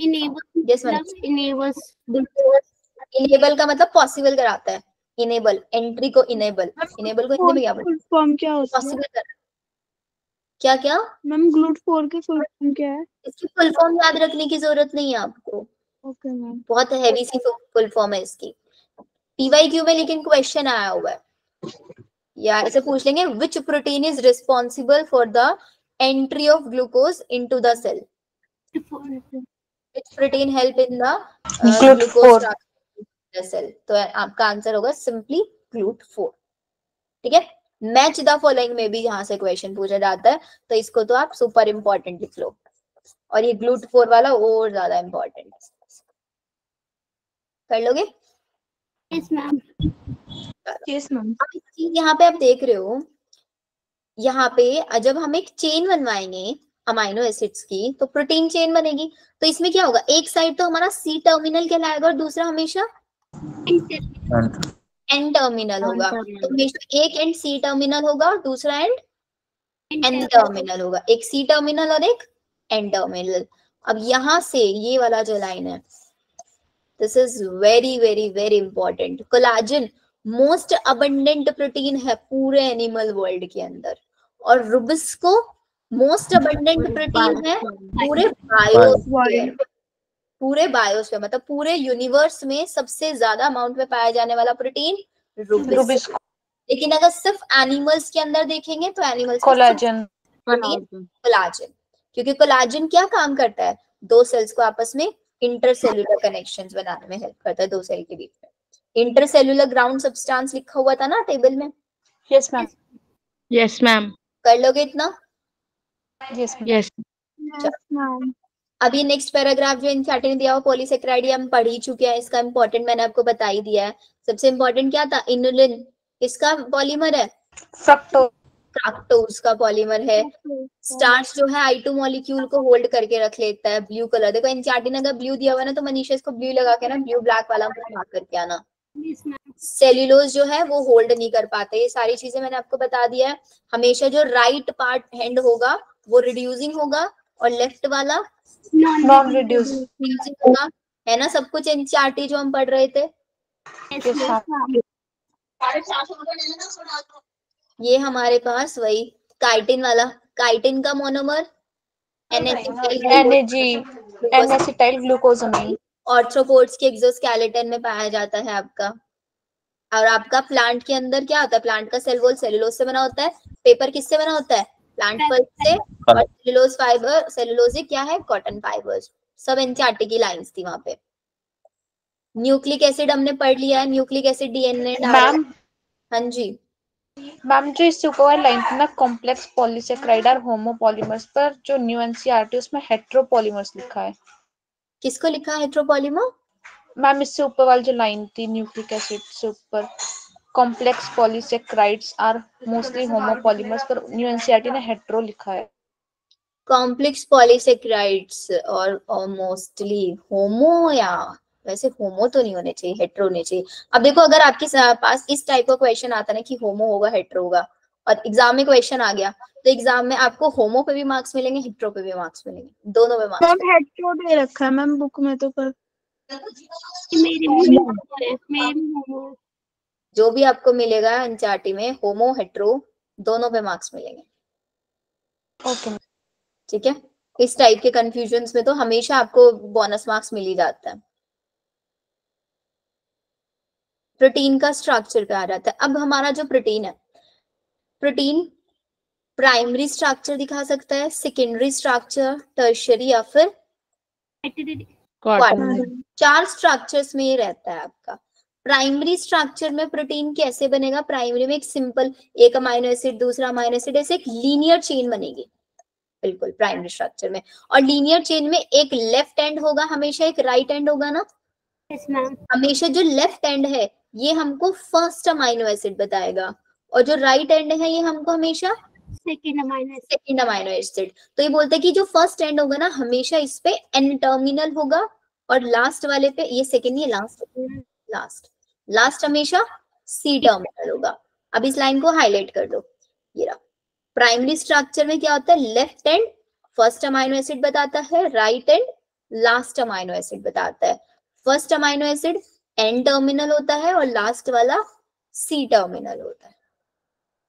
Clear? Yes ma'am. चलो, अब ये जो ऊपर वाला पढ़ोगे ना, ये सारी चीजें सिंपल है कि भाई हमारे पास सबसे पहले एक केमिस्ट आया, तो केमिस्ट ने बोला कि भाई प्रोटीन को 2D में पढ़ो। फिजिक्स वाला आया, उसने बोला केमिस्ट इस प्रोटीन को 3D में पढ़ो। लेकिन जो बायोलॉजिस्ट है उन्होंने बोला कि प्राइमरी सेकेंडरी टर्शियरी ना पढ़ के हम प्रोटीन को किस में पढ़ेंगे? क्वार्टरनरी में पढ़ेंगे। ये लिखा हुआ है बस इन्होंने, ठीक है। तो एक सिंगल स्ट्रक्चर है। अब ये तो होगी हमारी प्राइमरी स्ट्रक्चर। सेकेंडरी स्ट्रक्चर कैसे बनेगी? सेकेंडरी स्ट्रक्चर हमारी बन जाएगी जब हम इसके अंदर फोल्डिंग्स कराएंगे, एक हेलिक्स स्ट्रक्चर। इन्होंने सेकेंडरी स्ट्रक्चर दिया हुआ है, ये तो प्राइमरी स्ट्रक्चर ही दिया हुआ है, ये वाला ध्यान रखना, ये रहा सेकेंडरी स्ट्रक्चर। अब सेकेंडरी स्ट्रक्चर के अंदर ऐसे इन्होंने फोल्डिंग बना दिया, तो ये हेलिक्स बन रहा है ना, तो इसको हम बोलते हैं अल्फा हेलिक्स और बीटा प्लेटेड, ठीक है। और एक स्ट्रक्चर होती है इनके अंदर बीटा प्लेटेड। बीटा प्लेटेड के अंदर क्या होता है? बीटा प्लेट के अंदर ऐसे हमारे पास प्रोटीन्स को हम लगा देते हैं प्लेट की फॉर्म में पैरेलली, और इनके बीच में लिंकेज बना देते हैं, तो ये कहलाता है बीटा प्लेटेड।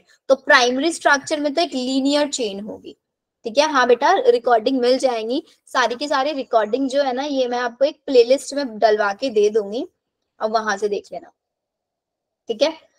नायू मैम क्लास कब तक चलेगी बेटा? चैप्टर फिनिश करेंगे हम आज ये। तो alpha helix beta pleated secondary structure है, alpha helix beta pleated secondary structure. Tertiary structure पे बहुत क्वेश्चन। टर्शियरी स्ट्रक्चर कैसे दिखाई देता है? जैसे एक ऊन का गोला होता है ना, वुलन बॉल, बिल्कुल ऐसे दिखाई देता है। ये रहा देखो, ऐसे वुलन बॉल के जैसे दिखाई दे रहा है, किसमें? 3D में। अभी बोलता है कि हमारे पास जितने भी एंजाइम्स होता है वो सब प्रोटीन होता है। Yes ma'am. तो जितने भी एंजाइम्स है वो एंजाइम्स अपनी 3D स्ट्रक्चर में ही पाए जाते हैं, क्योंकि जब एक प्रोटीन 3D स्ट्रक्चर में रहता है तो वो सबसे ज्यादा बायोलॉजिकल एक्टिविटी दिखाता है। जब एक प्रोटीन 3D स्ट्रक्चर में रहता है वो सबसे ज्यादा बायोलॉजिकल एक्टिविटी दिखाता है। Tertiary structure necessary for many biological activity. तो क्वेश्चन आपसे पूछा जा सकता है, इसको हाईलाइट कर लो।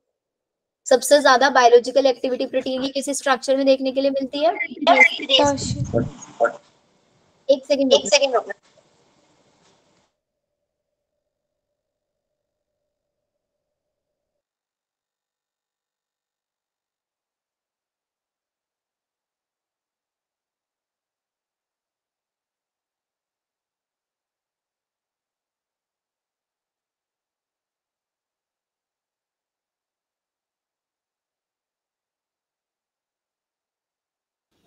ठीक है, तो हमारे पास प्रोटीन की बायोलॉजिकल एक्टिविटी सबसे ज्यादा किस पे पाई जाती है? टर्शियरी स्ट्रक्चर में। टर्शियरी स्ट्रक्चर स्ट्रक्चर कैसी देखने के लिए मिलती है? होलो बॉल के जैसे देखने। फिर टर्शियरी के बाद आएगी आपकी क्वार्टरनरी स्ट्रक्चर। तो क्वार्टरनरी स्ट्रक्चर के अंदर कैसा देखने के लिए मिलता है आपको? एक क्यूब लाइक स्ट्रक्चर देखने के लिए मिलता है, क्यूब लाइक स्ट्रक्चर। और क्वार्टरनरी स्ट्रक्चर में जैसे हमारा हीमोग्लोबिन, हीमोग्लोबिन के अंदर आपका, हीमोग्लोबिन एक प्रोटीन है, किस फॉर्म में पाया जाता है वो आपका?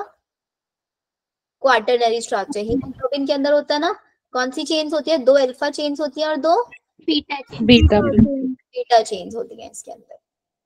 Done. Primary structure linear chain है। सेकेंडरी के अंदर आपका क्या क्या पाया जाता है? अल्फा हेलिक्स बीटा बॉल है और बायोलॉजिकल एक्टिविटी सबसे ज्यादा दिखाएगा, और क्वाटरनरी के अंदर आपका सब यूनिट्स में मिलेगा, जैसे कि हमारा हीमोग्लोबिन के फॉर्म में मिल रहा है, 2 अल्फा और 2 बीटा सब यूनिट्स। ठीक है? Yes ma'am. ये वाला पैराग्राफ हम ऑलरेडी कर चुके हैं। बहुत सारे प्रोटीन आपस में, क्योंकि इसमें सिर्फ बॉन्ड बताएंगे ये कि मोनोमर्स के बीच में किस किस टाइप के बॉन्ड मिलके पॉलीमर बनता है। बहुत सारे अमाइनो एसिड मिलके पेप्टाइड बॉन्ड के थ्रू प्रोटीन बनाता है। ठीक है? ग्लाइकोसिडिक बॉन्ड किस में पाया जाता है? बहुत सारी शुगर्स आपस में मिलके ग्लाइकोलिसिडेज के थ्रू जॉइंड अप होती है। ऐसे ही हमारे पास डीएनए के अंदर हमने पढ़ा था कि आप जब एक न्यूक्लिक एसिड के अंदर फॉस्फेट को अटैच कराओगे किसी न्यूक्लियोसाइड से, तो लिंकेज कौन सा होगा? Phosphoester linkage. और जब फॉस्फोएस्टर ज्यादा न्यूक्लियोटाइड को अटैच कराओगे फॉस्फोडाइएस्टर लिंकेज हो जाएगा। ठीक है? अब डीएनए की बैकबोन क्या होती है? वही शुगर फॉस्फेट की चेन होती है। डीएनए एक डबल हेलिक्स स्ट्रक्चर है, एंटी पैरेलल है, वही सारी चीजें इन्होंने यहाँ पे दी हुई है। ये आपका बैकबोन, ये शुगर, ये फॉस्फेट जो मैंने आपको बना के दिखाया था।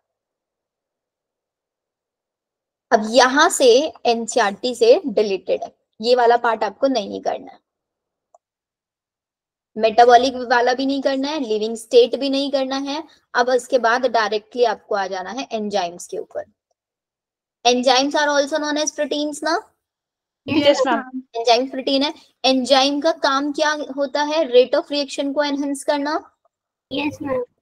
रेट ऑफ रिएक्शन को एनहेंस करने का इनका फंक्शन होता है। अब यहाँ पे ना एक डायग्राम ग्राफ दिया हुआ है, ये वाला, इस पे क्वेश्चन आता है, इसको ध्यान से समझना है। देखो ये क्या बताते हैं, हमको सबस्ट्रेट से प्रोडक्ट बनवाना है। तो जब हमने कोई एंजाइम नहीं यूज किया तो यहाँ से सबस्ट्रेट बनना शुरू, तो हमको देखो कितनी एनर्जी लग रही है, तब जाके हमारा प्रोडक्ट बना। तो यहाँ पे सबस्ट्रेट से लेके ये जितना है, जिसको बोलते हैं एक्टिवेशन एनर्जी। एक्टिवेशन एनर्जी का मतलब होता है वो एनर्जी जो कि सबस्ट्रेट को प्रोडक्ट में कन्वर्ट करने में यूज होती है। तो जब हमने एंजाइम यूज नहीं किया तो तब हमको इतनी एक्टिवेशन एनर्जी रिक्वायर्ड है, लेकिन जब हमने एंजाइम यूज किया तो एंजाइम यूज करने में देखो ग्राफ कितना डाउन हो गया, प्रोडक्ट बना। एक्टिवेशन एनर्जी विद एंजाइम, तो आपको यहाँ पे ए लिख के यहाँ पे बी लिख के भी पूछ सकता है। जब एंजाइम यूज करेंगे तो एक्टिवेशन एनर्जी कम लगेगी, और जब हम एंजाइम यूज नहीं कर रहे हैं तब एक्टिवेशन एनर्जी। तो क्या कर रहे हैं? एंजाइम रेट ऑफ रिएक्शन को एनहेंस कर रहे हैं और एक्टिवेशन एनर्जी को कम कर रहे हैं। ठीक है? तो ग्राफ आ गया तो बता सकते हो आप लोग? Yes ma'am. एंजाइम काम कैसे करता है? एंजाइम आपका फंक्शन करता है, एंजाइम सबस्ट्रेट के साथ बाइंड करेगा, एंजाइम सबस्ट्रेट कॉम्प्लेक्स बन जाएगा, और फिर एंजाइम सबस्ट्रेट कॉम्प्लेक्स किस में कन्वर्ट होगा? एंजाइम प्रोडक्ट कॉम्प्लेक्स में बनेगा, और फिर यहाँ से एंजाइम निकल के चला जाएगा और हमें मिल जाएगा हमारा प्रोडक्ट। जैसा रिएक्शन से पहले था ऐसे ही रिएक्शन के बाद होता है, मतलब ड्यूरिंग द रिएक्शन एंजाइम्स के अंदर कोई चेंजेस नहीं आते, एंजाइम यूज नहीं होता ड्यूरिंग द रिएक्शन। डन? पूछ सकते हैं एक्स एक्सिस पे क्या है? एक्स एक्सिस पे हमारा प्रोग्रेस है रिएक्शन का। वाई एक्सिस पे क्या है? वाई एक्सिस पे हमारा पोटेंशियल एनर्जी, कि कितना एनर्जी लग रहा है मेरे को एंजाइम को कन्वर्ट करने में प्रोडक्ट में। ठीक है मैम? आपको एंजाइम और नॉन प्रोटीन को फैक्टर का बता दो। वो भी बताऊंगी अभी। Yes ma'am. कितना ये ग्राफ समझ में आया सबको? Yes ma'am. अब ये वाला पैराग्राफ पे आओ। अब हमें पता है कि भाई हमारे पास जितने भी एंजाइम्स होते हैं सब प्रोटीन है, और किस फॉर्म में है? टर्शियरी स्ट्रक्चर में है ना? Yes ma'am. टर्शियरी स्ट्रक्चर के अंदर यहाँ पे आपके पाया जाता है। अब यही आपके जो एंजाइम्स है, इन एंजाइम्स के पास एक एक्टिव साइट होती है, इनके पास एक पॉकेट लाइक स्ट्रक्चर होती है जिसको हम बोलते हैं एक्टिव साइट।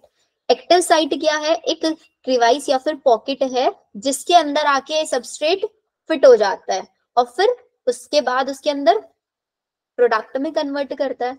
तो एंजाइम से प्रोडक्ट किस साइट पे बाइंड करता है? क्वेश्चन पूछा जा सकता है, उसकी एक्टिव साइट। ठीक है? एंजाइम हाई टेम्परेचर पे वर्क नहीं करते बिकॉज ये डीनेचर होता है। ये या फिर ऐसे लिख लो, टेम्परेचर सेंसिटिव होते हैं, सेंसिटिव टू। बता दीजिए मैम, समझ नहीं आया ये। बता रही हूँ, देखो जितने भी एंजाइम्स होते हैं वो सब प्रोटीन है, ठीक है। अब एंजाइम्स क्या होता है ना, एंजाइम्स आप ऐसे याद रखो, ऐसे शेप है इनकी। हर एक एंजाइम के पास एक साइट होती है, that site is known as active site, मतलब एक पॉकेट लाइक स्ट्रक्चर होती है जहां पे आपका सबस्ट्रेट आके बाइंड करेगा। और हर एक एंजाइम के लिए हर एक सबस्ट्रेट स्पेसिफिक होगा, क्योंकि जैसी एक्टिव साइट की शेप है ऐसी ही शेप सबस्ट्रेट की होनी चाहिए, तभी वो जाके बाइंड कर सकता है। तो इसका मतलब जो एंजाइम्स होते हैं सबस्ट्रेट स्पेसिफिक होते हैं, बोल सकते हैं। Yes ma'am. ठीक है, तो एंजाइम सबस्ट्रेट स्पेसिफिक होता है as well as high temperature के लिए ये बहुत ज्यादा सेंसिटिव होते हैं। जैसे हमने पीसीआर में कौन सा एंजाइम यूज किया था ma'am tag normal DNA polymerase क्यों नहीं यूज किया था? क्या मैम? क्योंकि वो हाई टेम्परेचर नहीं सह पाते हैं। रहता है tag polymerase, high temperature tolerate करता है टैग पॉलीमरेज। हाँ, तो अब अगर हम एक नॉर्मल एंजाइम को हाई टेम्परेचर देंगे तो क्या होगा, उसके बीच के जितने बॉन्ड्स हो सब खुल जाएंगे, टूट जाएंगे। तो मतलब हमारा जो एंजाइम है वो डीनेचर्ड हो जाएगा। अब हम बायो में एंजाइम पढ़ते हैं और आप लोग ने केमिस्ट्री में कैटलिस्ट पढ़ते हो। कैटलिस्ट और एंजाइम का काम सेम है, तो डिफरेंस क्या है दोनों में? भी रेट ऑफ मैम कैटलिस्ट जो है प्रोटीन नहीं होते, पर एंजाइम। हाँ क्या क्या दोबारा बोलो मैम। एक तो कैटलिस्ट प्रोटीन नहीं होते, एंजाइम प्रोटीन्स होते हैं, और एंजाइम्स जो होते हैं बायोलॉजिकल रिएक्शंस के लिए यूज किए जाते हैं। नहीं, मेजर जो डिफरेंस है इन दोनों के अंदर वो ये है, एंजाइम्स टेम्परेचर सेंसिटिव होते हैं, वो एक स्पेसिफिक टेम्परेचर पे वर्क करते हैं, लेकिन catalyst high temperature high pressure पे भी वर्क कर सकते हैं। बाकी दोनों में सेम होता है। हाँ, ये बोल सकते हो कि ये जो एंजाइम्स है वो प्रोटीन से मिलके बने होते हैं, लेकिन कुछ कुछ कैटलिस्ट है वो प्रोटीन से भी मिलके बने हो सकता है, एलिमेंट्स भी उसके अंदर होता है, कुछ मेटल्स भी उनके अंदर होता है। और ऐसे तो हमारे एंजाइम्स के पास भी मेटल भी होता है, अभी हम पढ़ेंगे। ठीक है, तो अगर डिफरेंस बताओगे तो डिफरेंस टेम्परेचर वाला बताओगे। नॉर्मल स्टेबिलिटी किसके अंदर पाई जाती है? कैटलिस्ट में पाई जाती है, कैटलिस्ट नहीं पाई जाती। ठीक है, अच्छा ये हो गया। अब ना यहाँ पे एक पॉइंट हाईलाइट करना, एक रिएक्शन ही हमको बता रहे हैं कि क्या हुआ हमारे पास H2CO3। क्या H2CO3 is a carbonic acid. ये हम किस में बढ़ता है? रेस्पिरेशन में बढ़ता है, एक्सचेंज ऑफ गैसेस के अंदर CO2 ट्रांसपोर्ट होता है, तो CO2 वाटर के साथ कंबाइन करके कार्बोनिक एसिड बनाता है। एंजाइम यूज करते हैं कार्बोनिक एनहाइड्रेज। तो ये बोलते हैं कि जब हम कार्बोनिक एनहाइड्रेज यूज नहीं कर रहे हैं, जब हम कार्बोनिक एनहाइड्रेज नहीं यूज कर रहे हैं तो क्या होगा, हमारे पास 200 मॉलिक्यूल बन रहे हैं कार्बोनिक एसिड के 1 घंटे में। 1 आवर में 200 मॉलिक्यूल्स बन रहा है। लेकिन जैसे ही मैंने यहाँ पे एंजाइम यूज किया, इस रिएक्शन का रेट इतना ज्यादा बढ़ गया कि हर एक second 6 lakhs of carbonic acid बनने शुरू हो गए। तो इसका मतलब रेट कितना ज्यादा बढ़ गया, ऑलमोस्ट 10 मिलियन टाइम्स बढ़ गया इसका रेट रिएक्शन का। हम ग्लाइकोलाइसिस पढ़ते हैं, ग्लूकोज से पायरुविक एसिड, ये भी बहुत पूरा मल्टी स्टेप रिएक्शन है जिसके अंदर बहुत सारे 10 स्टेप रिएक्शन है। ईएमपी पाथवे भी हम इसको बोलते हैं। तो एंजाइम्स का रोल हम लोगों ने बहुत जगह पे पढ़ा है। एंजाइम का काम वही है, सबस्ट्रेट को प्रोडक्ट में कन्वर्ट करना। और यहाँ पे जो एंजाइम सबस्ट्रेट कॉम्प्लेक्स ही बन जाता है कुछ टाइम के लिए, इसको ट्रांजिशन स्टेट बोलते हैं। ट्रांजिशन स्टेट क्या होती है? एक टेम्पररी स्टेट होती है जो कुछ टाइम के लिए मैम स्टेबल नहीं होती, अनस्टेबल होती है, अनस्टेबल होती है। ये हो गया। बाकी जो मैंने बताया एंजाइम सबस्ट्रेट है, एंजाइम सबस्ट्रेट बना, फिर एंजाइम प्रोडक्ट, एंजाइम अलग और आपका प्रोडक्ट अलग। ठीक है, जिसके अंदर ये एंजाइम सबस्ट्रेट बनता है ये सब शॉर्ट लिव होते हैं और बहुत जल्दी प्रोडक्ट में कन्वर्ट हो जाते हैं, और हमारा एंजाइम जो है वो अनचेंज रहता है एंड तक।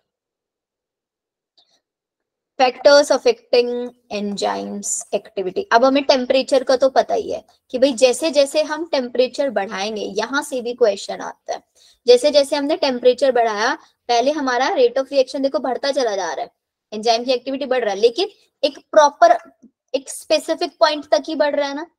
Yes ma'am. उसकी हाई जब हम टेम्परेचर को बढ़ाएंगे तो एंजाइम की एक्टिविटी डिक्रीज होती चली जा रही है। Yes ma'am. Yes ma'am. Case pH के साथ है, एक पॉइंट तक तो Yes, पीएच ma'am. बढ़ेगा, लेकिन after a point decrease Decrease होना शुरू हो जाएगा। इस डायग्राम में क्या बोल रहे हैं कि भाई अगर हम सबस्ट्रेट, एक्स एक्सिस पे सबस्ट्रेट है, वाई एक्सिस पे हमारा रिएक्शन का रेट कितना बड़ा है, वेलोसिटी मतलब रेट ऑफ रिएक्शन। तो जैसे जैसे आप सबस्ट्रेट बढ़ाते चले जा रहे हो वैसे वैसे आपका रिएक्शन का भी रेट बढ़ता चला जा रहा है। लेकिन एक टाइम आएगा उसके बाद ये रेट ऑफ रिएक्शन कांस्टेंट हो जाएगा, डिक्रीज नहीं होगा, कांस्टेंट होगा। क्यों? क्योंकि हमारे सारे एंजाइम्स यूज अप हो चुके होंगे, मतलब एंजाइम जो है वो सैचुरेट हो चुके होंगे ना। Yes ma'am. Yes, ma'am. Enzyme saturate हो चुके हैं, अब एंजाइम्स के पास बची ही नहीं है कोई साइट की वो सबस्ट्रेट को प्रोडक्ट में कन्वर्ट करा पाए। लेट सपोज मेरे पास 50 एंजाइम है, ठीक है, मैंने पहले यहाँ पे 2 सबस्ट्रेट डाले तो 2 एंजाइम यूज हो गए, 4 डाले 4 यूज हो गए, 50 में से हाफ कितना है 25 डाले तो 25 यूज हो गए। तो यहाँ पे Vmax/2 आ गया ना, जहाँ पे 50% सैचुरेशन आ गया है। और फिर उसके बाद करते करते जब हम 50 सबस्ट्रेट तक मैं पहुंच जाऊंगी तो हमारे 50-50 एंजाइम यूज। अब आगे मेरे पास एंजाइम ही नहीं है तो मैं सबस्ट्रेट को ऐड करते जाऊं, क्या रिएक्शन होगी? No ma'am. No, ma'am. नहीं होगी ना। तो ये तीनों के तीनों ग्राफ आपको याद रखना है। एक्स एक्सिस पे क्या होता है, वाई एक्सिस पे क्या होता है, किस टाइप का ग्राफ आपको देखने के लिए मिलता है यहाँ पे। ये हो गया हमारा डन। अब आ जाते हैं एंजाइम की क्लासेस के ऊपर। एक सेकंड, क्लासेस से पहले इनका इनहिबिटर्स के बारे में भी देख लो। अब हमने देखा कि जो हमारे पास एंजाइम है उस एंजाइम के पास एक स्पेसिफिक सीक्वेंस होती है, मतलब एक साइट होती है जिसको हम एक्टिव साइट बोलते हैं। अब एक्टिव साइट पे सबस्ट्रेट आके बाइंड करेगा इसी शेप का, है ना, सेम शेप का होगा, क्योंकि हमें पता है एंजाइम्स जो होता है वो सबस्ट्रेट स्पेसिफिक होता है। अब लेकिन हमारे जो एंजाइम है उन एंजाइम्स को भी हम इनहिबिट कर सकते हैं। देखो, activity of an enzyme is also sensitive to the presence of specific chemicals that bind to the enzyme. When the binding of the chemical shut off enzyme activity, मतलब हमारे पास ये सबस्ट्रेट था, ठीक है, इस सबस्ट्रेट को आके यहाँ पे बाइंड करना था तब हमारी रिएक्शन होती, लेकिन इसके बाइंड करने से पहले इसी के जैसा दिखने वाला कोई और सब्सटेंस आके यहाँ पे जुड़ गया तो क्या ये रिएक्शन हो पाएगी? नहीं हो पाएगी ना, क्योंकि एक्टिव साइट क्या हो गई है, अब ब्लॉक हो गई है, ब्लॉक हो गई। ब्लॉक हो गई है। इस प्रोसेस को बोलता है इनहिबिशन। और ये सब्सटेंस क्या कहलाएगा? इनहिबिटर। समझ आया ये चीज? सबस्ट्रेट को बाइंड करना था लेकिन सबस्ट्रेट नहीं बाइंड कर पाया, उसी के जैसा दिखने वाला कोई और मॉलिक्यूल आके अटैच हो गया, तो इसको हम कॉम्पिटिटिव इनहिबिटर भी बोल सकते हैं। ये लॉक इन की मेथड होती है क्या? लॉक इन की अलग है। लॉक इन की का मतलब ये है, लॉक इन की इज लाइक हमारे पास एक पर्टिकुलर एंजाइम के लिए एक पर्टिकुलर सबस्ट्रेट है, जैसे एक पर्टिकुलर ताले के लिए एक पर्टिकुलर की होती है ना, हर एक की से हर एक लॉक नहीं खुल सकता, ऐसे यहाँ पे ये जो स्पेसिफिसिटी हम बताते हैं ना, लॉक इन की थ्योरी से एक्सप्लेन करते थे छोटी क्लासेस में। तो अब ये सबस्ट्रेट और ये इनहिबिटर दोनों की स्ट्रक्चर सेम थी, एक दूसरे से क्लोजली रिजेंबल करते थे, तो इस प्रोसेस को हम कॉम्पिटिटिव इनहिबिटर बोल सकते हैं, ठीक है।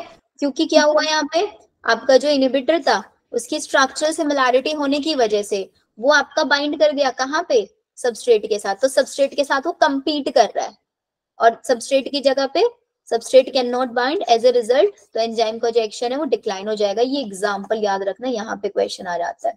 वैसे प्लांट फिजियोलॉजी में हम पढ़ चुके हैं कि आपका जो सक्सिनिक डिहाइड्रोजिनेज है, सक्सिनिक डिहाइड्रोजिनेज आपका किसके थ्रू इनहिबिट होता है, मेलोनेट के थ्रू इनहिबिट हो सकता है, मेलोनेट, ठीक है। अगर मेलोनेट आ गया तो वो सक्सिनेट डिहाइड्रोजिनेज को, सक्सिनेट डिहाइड्रोजिनेज एक एंजाइम है, उसके यहाँ पे इनहिबिटर की तरह काम कौन करता है, मेलोनेट करता है, ठीक है। जबकि सबस्ट्रेट क्या है सक्सिनिक डिहाइड्रोजिनेज के लिए, सक्सिनेट, सक्सिनेट है ना, अब होना चाहिए, सब बाइंड करना चाहिए था सक्सीनेट, लेकिन अगर हमारे पास मेलोनेट है तो मेलोनेट बाइंड कर जाता है, क्योंकि मेलोनेट और सक्सीनेट की स्ट्रक्चर सिमिलर होती है, एक दूसरे से बहुत क्लोजली रिजेंबल करता है. So this is an example of competitive inhibitor. Done. Yes ma'am.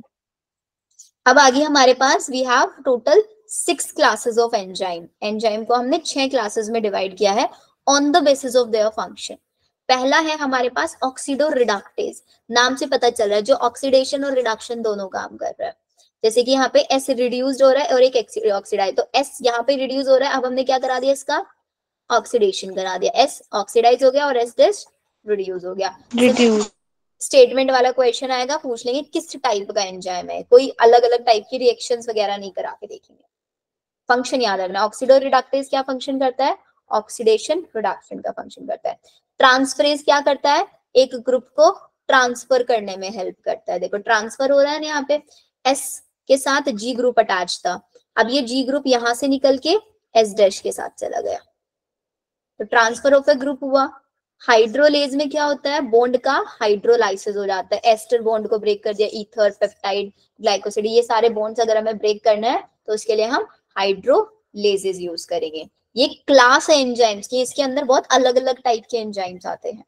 Lyase का काम क्या होता है, लाइएज भी ग्रुप को रिमूव करता है. देखो एक और था हमारे पास ग्रुप को रिमूव करना है, ट्रांसफरेज, वो ग्रुप को एक जगह से उठा के दूसरी जगह ट्रांसफर करता था, लेकिन लाइएज पूरा का पूरा एक ग्रुप ही हटा देता है. अब यहाँ से X और Y हट गया, इन दोनों के बीच में सिंगल बॉन्ड आ गया. अब एक बॉन्ड यहाँ से फ्री, एक बॉन्ड यहाँ से फ्री होता है, यहाँ पे डबल बॉन्ड बन गया, नहीं बन जाएगा.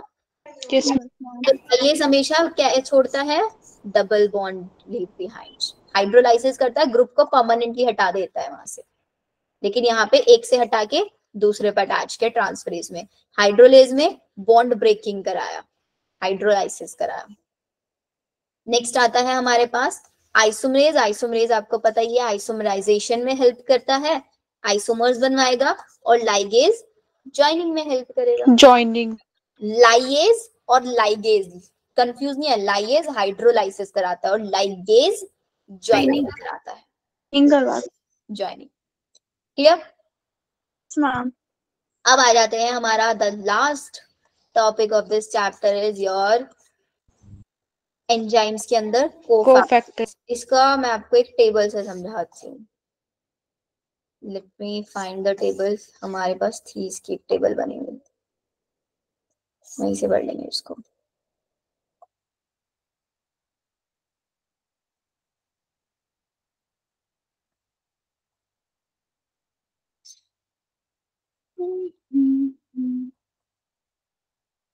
ये रही देखो.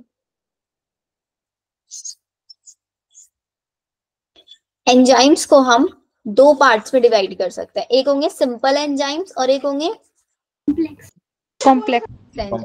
अब हमें पता है कि जो एंजाइम्स होते हैं वो सिर्फ प्रोटीन से मिलके बने होते हैं, तो अगर हमारे एंजाइम सिर्फ प्रोटीन से मिलके बने हैं we will call them simple enzymes.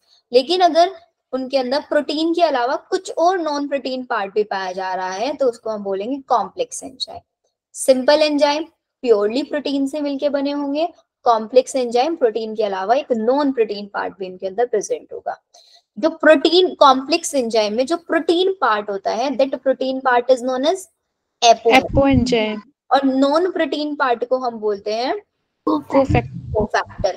Protein part apoenzyme, non protein part cofactor.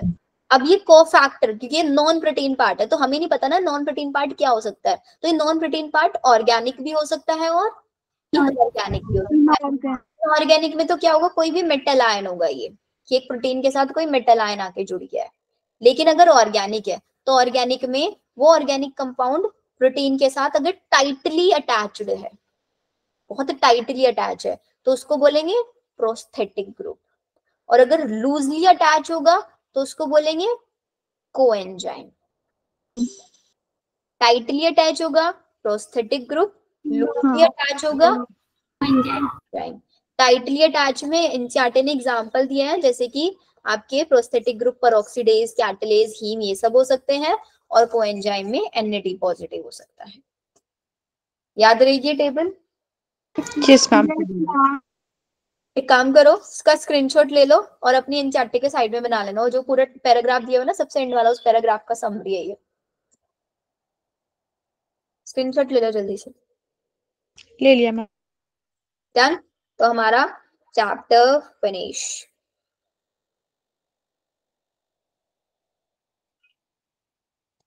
आज की क्लास फिर हम यहीं तक रख